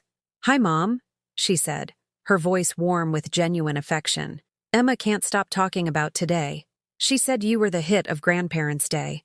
"We had a wonderful time," I replied. "Her teacher invited me to volunteer for some classroom activities, if that's okay with you." "Of course it's okay," Sarah said quickly. "Emma would love that, and honestly, it would be great for me to know she has another caring adult involved in her school life." We talked for a few more minutes about Emma's academic progress and upcoming school events, the kind of ordinary grandparent-parent conversation that I had missed so desperately during our months of conflict. "Mom," Sarah said as our conversation was winding down, "I want you to know that Marcus and I have been talking about everything that happened, about the way we treated you and the mistakes we made." I held my breath, not wanting to interrupt what felt like an important moment, but afraid to hope for too much too soon. "We're going to marriage counseling," she continued, "partly because of the stress this whole situation put on our relationship, but also because we realized we had some unhealthy patterns in the way we dealt with money and family relationships. It was more acknowledgement than I had expected, more responsibility-taking than I had dared to hope for. Sarah was recognizing that the problems in our family weren't just about my failure to accommodate their needs, but about fundamental issues and how they had approached relationships and financial management. "I think that's very wise," I said carefully, not wanting to seem too pleased about their marital difficulties, but genuinely hopeful that counseling might help them develop better strategies for handling future challenges. "The counselor said something that really stuck with me," Sarah continued. "She said that when you accept help from family members without acknowledging the sacrifice involved, you're training them to believe their needs don't matter as much as yours." I felt tears gathering behind my eyes as I processed the implications of that statement. After years of feeling invisible and undervalued, Sarah was finally understanding that my willingness to help had come at a personal cost that deserved recognition and respect. "I never wanted you to feel like your needs didn't matter," I said honestly. "I just wanted to help when I could." "I know that now," Sarah replied. "But I also understand now that accepting help gracefully means acknowledging what it costs the person who gives it and making sure that help doesn't become exploitation." We talked for another half hour, covering more emotional ground than we had traversed in months of careful, polite interaction. Sarah shared some of the insights she was gaining from counseling, and I shared some of my own reflections on how our family dynamics had evolved over the years. For the first time since Robert died, I felt like I was having a real conversation with my daughter, rather than managing a relationship that existed primarily to serve other people's needs. When we hung up, I sat in my quiet kitchen feeling something I hadn't felt in years: hope for the future of our family relationships, not based on my willingness to sacrifice, but on our mutual commitment to treating each other with respect and care. 6 months later, on a crisp October afternoon that reminded me of the day Robert and I first brought Sarah home from the hospital, I received a call that would test everything I had learned about boundaries and family relationships. "Mom!" Sarah's voice was tight with barely controlled panic. "Emma's in the hospital. She was in a car accident after school, and we need help with the medical bills. The insurance is fighting some of the coverage, and we're looking at thousands of dollars in out-of-pocket expenses." My first instinct was immediate and overwhelming. Whatever they needed, whatever it cost, I would find a way to help. Emma was my granddaughter, my heart walking around outside my body, and the thought of her in pain was unbearable. But then I remembered everything I had learned about the difference between helping and enabling, about the importance of maintaining my own financial security, about the ways that family crises could become opportunities for renewed manipulation if I wasn't careful. "How is Emma?" I asked first, pushing aside the financial concerns to focus on what truly mattered. "She's going to be okay," Sarah said, her voice breaking slightly with relief and residual fear. "Broken arm, some bruises, a concussion that they're monitoring, but she's conscious and talking and asking for you." "I'm on my way to the hospital," I said immediately. "Which room is she in?" "Mom, wait," Sarah said quickly. "Before you come, I need to ask you about the money situation. We're looking at maybe $15,000 in medical bills that insurance won't cover. I know we're still paying you back from before, and I know we promised not to ask for more financial help, but this is an emergency." Here it was, the test I had been unconsciously preparing for during months of rebuilding our relationship. Another crisis, another request for money, another opportunity to choose between my own security and my family's immediate needs. But this time, the request came with acknowledgement of our previous agreements, with recognition that asking violated the boundaries we had established, with awareness that they were asking me to make a significant sacrifice rather than assuming I would automatically comply. "Sarah," I said carefully, "I want to help with Emma's medical bills, but I need to understand exactly what we're talking about. What does insurance cover? What are the disputed charges? And what are our options for payment plans or financial assistance from the hospital?" We spent the next 20 minutes reviewing the financial details with the kind of careful attention that had been missing from our previous emergency discussions. Sarah had already investigated payment options, had documentation of the insurance disputes, had explored what resources were available from the hospital's financial assistance programs. This wasn't a panicked demand for immediate money with vague promises of future repayment. This was a thoughtful request from someone who understood the magnitude of what she was asking and had exhausted other options before turning to family support. "I can help with $5,000, I said finally. after calculating what I could afford without compromising my own financial security. That should be enough to cover the immediate expenses while you work with insurance and the hospital on payment plans for the rest. Mom, thank you, Sarah said, her voice breaking with genuine gratitude rather than the entitled relief that had characterized her previous responses to my financial assistance. I know this is a lot to ask, especially after everything that's happened between us. Emma is my granddaughter, I replied simply. Helping with her medical needs isn't the same as subsidizing your lifestyle choices. This is exactly the kind of emergency that families should support each other through. When I arrived at the hospital an hour later, I found Emma sitting up in her bed with her left arm in a bright pink cast, looking pale but alert. Her face lit up when she saw me, and she reached out her good arm for a hug that was careful but enthusiastic. "Grandma," she said, her voice slightly hoarse but essentially herself. "Look at my cast. The doctor said I can get people to sign it, and it'll be like a souvenir of my adventure." Only a 9-year-old would consider a car accident an adventure, but I was grateful for her resilience, her ability to find something positive in a scary experience. "I brought markers," I told her, pulling a pack of colorful pens from my purse. "I thought we could start decorating right now, if you'd like." For the next hour, Emma and I covered her cast with rainbows and flowers and jokes, turning her injury into a canvas for creativity and connection. Sarah and Marcus sat nearby, watching us work together with expressions I couldn't quite read, but that seemed somehow different from the careful politeness that had characterized our recent interactions. When visiting hours ended and Emma was settling into what would hopefully be her last night in the hospital, Sarah walked me to the parking garage with the kind of companionable silence that I remembered from better times between us. "Mom," she said as we reached my car, "I want you to know that Marcus and I have been talking about what happened today, about how you responded when I called for help." I waited, not sure what was coming but hoping it would be some form of recognition that our relationship had evolved in positive ways. "A year ago, if we had called you about medical bills, you would have immediately offered to pay whatever we needed without asking questions or setting limits," Sarah continued. "And we would have accepted that help without thinking about what it meant for you, what you would have to sacrifice to provide it." "And today?" I prompted. "Today you asked thoughtful questions, you set appropriate boundaries, and you offered help that was meaningful but sustainable for you. And I found myself being grateful in a way I never was before, because I know you chose to help after considering your own needs, not just because you felt obligated." It was exactly the kind of recognition I had hoped for, but never dared to expect.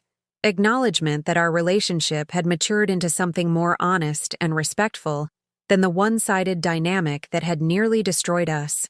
"Thank you for saying that," I replied. "It means more than you know." "Mom," Sarah said, and then paused, as if gathering courage for something difficult. "I need to apologize for some things I said during the court proceedings, some ways I portrayed your financial help that weren't fair or accurate. I had wondered if this conversation would ever come, if Sarah would ever acknowledge the cruelty of her testimony, the way she had rewritten our history to make my generosity seem manipulative rather than loving." "You were protecting your family," I said carefully. "I understand why you felt you had to paint me as the problem, rather than acknowledge that there were problems in how we all handled money and boundaries. But that doesn't make it right," Sarah insisted.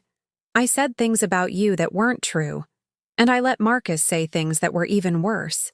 You didn't deserve that, especially not in a public forum where it became part of an official record." The apology was more complete and more heartfelt than anything I had expected to receive. Sarah wasn't just acknowledging that mistakes had been made. She was taking personal responsibility for specific actions that had hurt me deeply. "I forgive you," I said simply, and meant it. We all said and did things during that period that we're probably not proud of. The important thing is that we learned from it, and we're building something better now. Emma was discharged from the hospital the next day with a collection of get-well cards from her classmates and strict instructions about taking care of her cast. I spent the morning helping to get her settled at home, making sure she had everything she needed to be comfortable during her recovery. As I was preparing to leave, Marcus approached me in the kitchen where I was washing the lunch dishes. his expression more serious than I had seen it since the day in court when his manipulation tactics failed to work on the judge. "Eleanor," he said quietly, "I owe you an apology, too. Several apologies, actually." I turned to face him, surprised by both his tone and his apparent sincerity. Marcus was not someone who apologized easily or often, and I wasn't sure what had prompted this moment of accountability.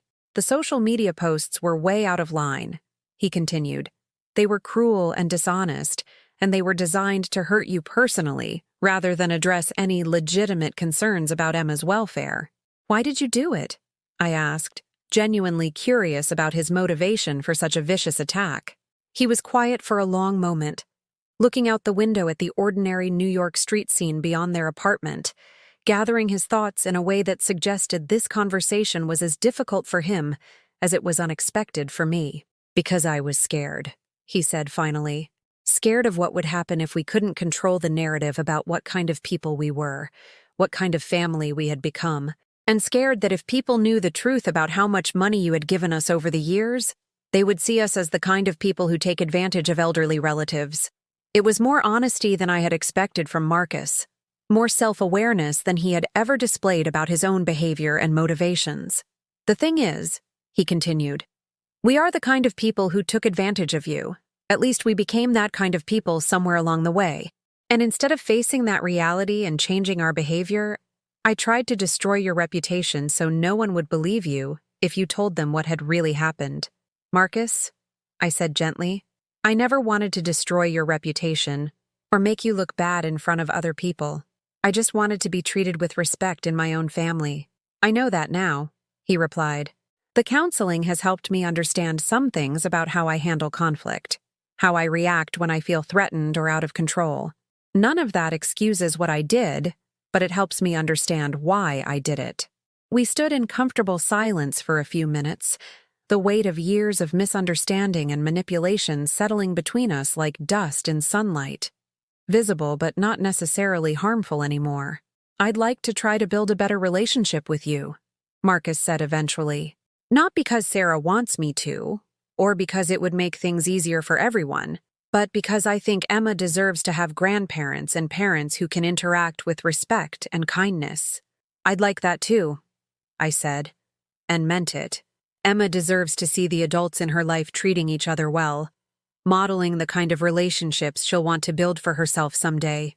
That conversation marked a turning point in our family dynamics that was almost as significant as the court ruling had been. For the first time since he married Sarah, Marcus was approaching me as a person rather than an obstacle, someone whose feelings and perspectives mattered rather than someone whose compliance needed to be managed. Over the following months, as Emma recovered from her injuries and our family continued to navigate our new normal, I found myself thinking often about the woman I had been before this whole ordeal began, and the woman I had become as a result of fighting for my own dignity and Emma's welfare. The old Eleanor had been generous to a fault, accommodating to the point of self-destruction, so focused on being needed that she couldn't see when being needed had become indistinguishable from being used. She had measured her worth by her willingness to sacrifice, her value by her utility to other people's happiness. The new Eleanor was still generous, but thoughtfully so, still accommodating, but within appropriate limits. She had learned that love without boundaries was often indistinguishable from enabling, that saying yes to everything meant that yes lost all its meaning. Most importantly, she had learned that fighting for respect wasn't the same as fighting against love, that it was possible to set limits and maintain relationships, that healthy families could survive members asserting their own needs and maintaining their own dignity. Emma's cast came off in December, just after her 10th birthday, and 1 year after the courthouse confrontation that had changed all our lives. To celebrate both milestones, I suggested we plan a special outing, just the two of us, to mark this anniversary not of conflict, but of resolution. "Where would you like to go?" I asked her as we discussed possibilities over hot chocolate at the cafe near my apartment that had become our regular spot for grandmother-granddaughter conversations. "Can we go ice skating again?" she asked, her face bright with the memory of our afternoon at Rockefeller Center during those early, tentative days of our court-ordered relationship. "But this time, maybe you won't need to hold on to the wall the whole time?" I laughed, remembering my terror and clumsiness on the ice, my desperate grip on anything that might keep me upright while tiny children zoomed past me with casual grace. I think I might still need the wall, I admitted. But maybe I'll be a little braver about letting go for a few seconds. We spent that Saturday afternoon at the same ice rink where we had reconnected a year earlier. But everything felt different now. Emma was more confident on the ice, more patient with my limitations, more attuned to my needs and fears. And I was more relaxed, more present in the moment, more able to enjoy our time together without the shadow of adult conflicts and uncertain futures. "Grandma," Emma said as we took a break to warm up and watch other skaters glide past us, "are you happy now?" The question surprised me with its directness and its implications. Emma had been watching, had been aware of the changes in our family dynamics, had been paying attention to things I thought we had shielded her from. "Yes, sweetheart," I said, realizing as I spoke the words how completely true they were. "I'm very happy now. Are you?" "Uh-huh," she said, leaning against me with the casual affection that had returned to our relationship. "I like it when everyone is nice to each other. And I like having regular grandma days that don't get canceled." The simple satisfaction in her voice confirmed what I had hoped throughout this entire ordeal. That fighting for my right to love her unconditionally had ultimately served her interests as well as mine. That evening, as I prepared dinner in my quiet apartment and reflected on the day's simple pleasures, my phone rang with a call that would provide the perfect punctuation to this anniversary of our family's transformation. "Mrs. Murphy?" The voice was unfamiliar, professional, but warm. "This is Dr. Patricia Hernandez from Mount Sinai Hospital. I understand you've been involved in some legal proceedings regarding your granddaughter, Emma Romano?" My heart skipped, immediately assuming something was wrong, that Emma had been injured again or that there were problems with the medical bills I had helped cover. "Is Emma okay?" I asked quickly. "Oh yes, Emma is fine," Dr. Hernandez assured me immediately. "I'm calling because I wanted to personally thank you for something you did during Emma's hospitalization that went above and beyond what anyone would expect from a family member."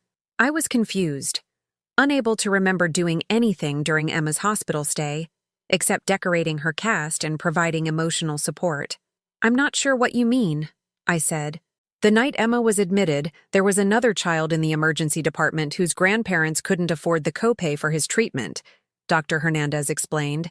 "You overheard the family's distress and quietly paid the $450 they needed so their grandson could receive care." I remembered now, though I had tried not to make a big deal of it at the time. A family had been arguing with admissions staff about payment while their 7-year-old grandson waited in obvious pain from what looked like a broken wrist. The grandmother had been crying, the grandfather had been trying to negotiate a payment plan, and the child had been watching with the kind of fear that comes from sensing adult helplessness. "It wasn't that much money," I said dismissively. "And the little boy was hurt." "Mrs. Murphy," Dr. Hernandez continued, "what you did was extraordinary. Not because of the amount involved, but because you saw a need and responded immediately, without any expectation of recognition or reward. The family has been trying to find out who helped them so they could express their gratitude." "That's not necessary," I said quickly. "I just hope their grandson is okay." "He's fine, but that's not the only reason I'm calling. The hospital administration has heard about your generosity, and we'd like to invite you to join our volunteer program for family support services. We need people who understand how overwhelming medical crises can be, people who can provide practical and emotional support to families facing difficult situations." The invitation was unexpected, but immediately appealing. Here was an opportunity to channel my experience with family conflict and financial stress into something constructive, to help other people navigate the kinds of challenges that had nearly destroyed my own family relationships. "I'd be very interested in learning more about that," I said. "Wonderful. I'll send you information about our training program. You begin in January, and I think you'll find that your life experience and emotional intelligence make you particularly well-suited to this kind of service." After we hung up, I sat in my kitchen thinking about the unexpected ways that personal transformation could lead to opportunities for service.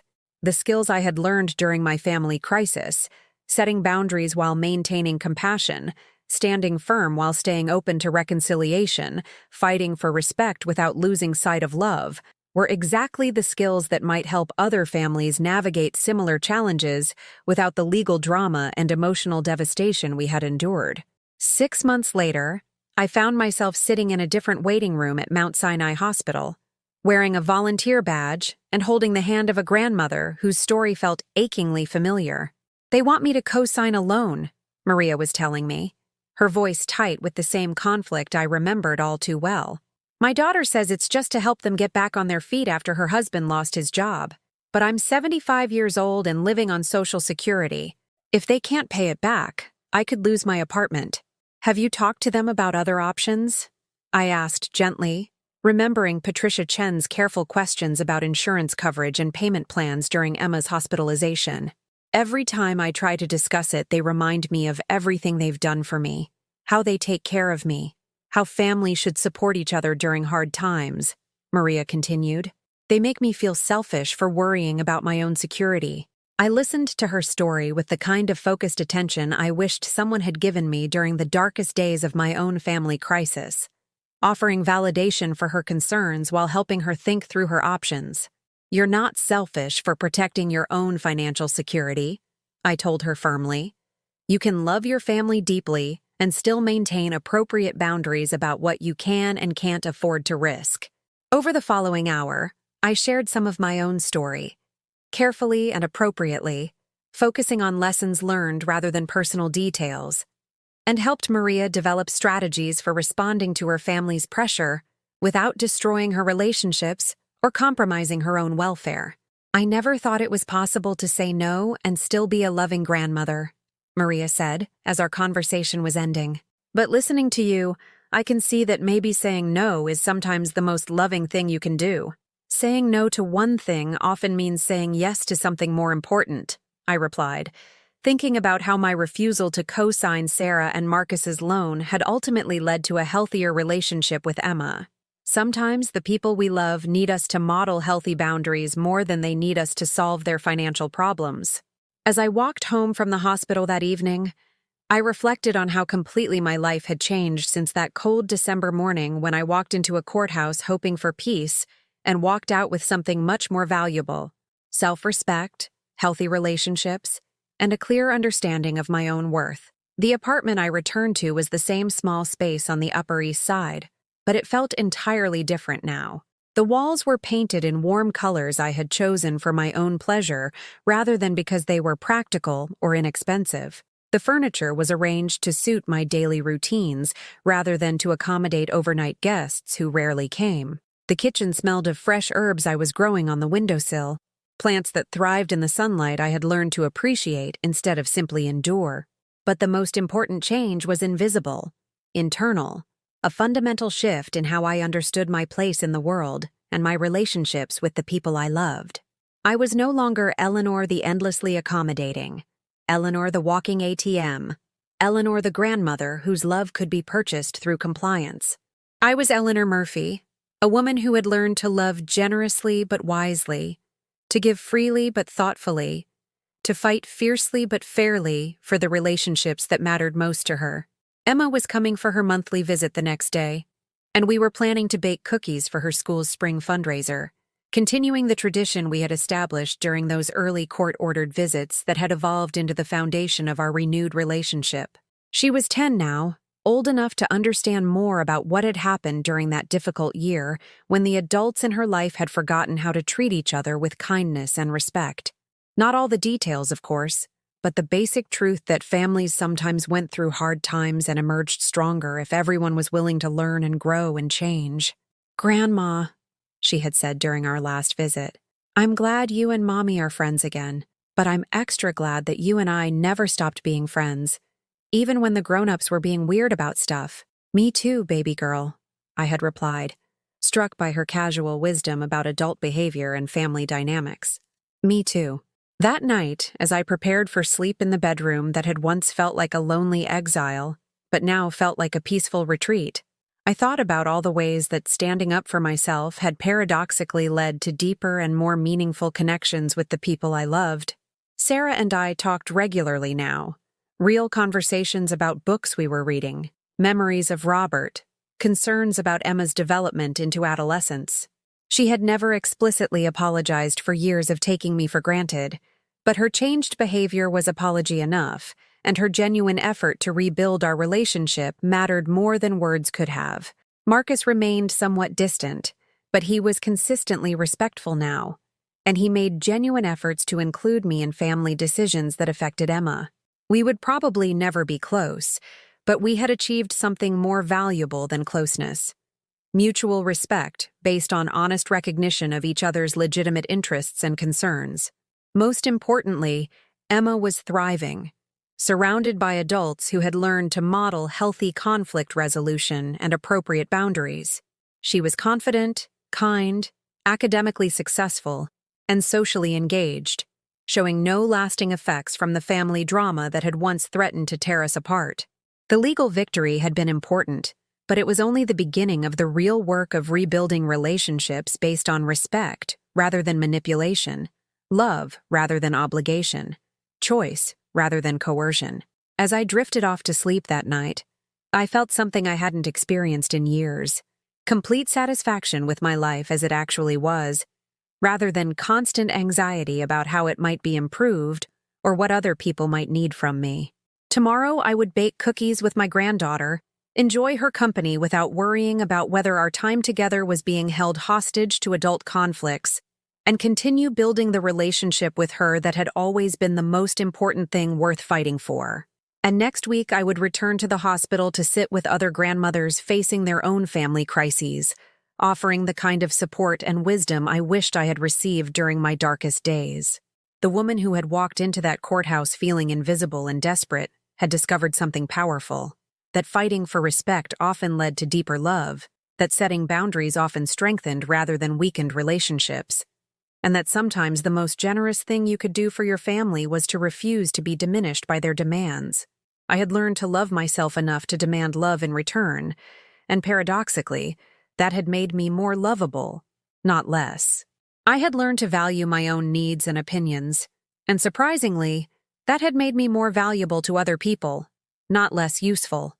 Most importantly, I had learned that peace was not the absence of conflict, but the presence of justice, respect, and genuine affection freely given rather than extracted through manipulation.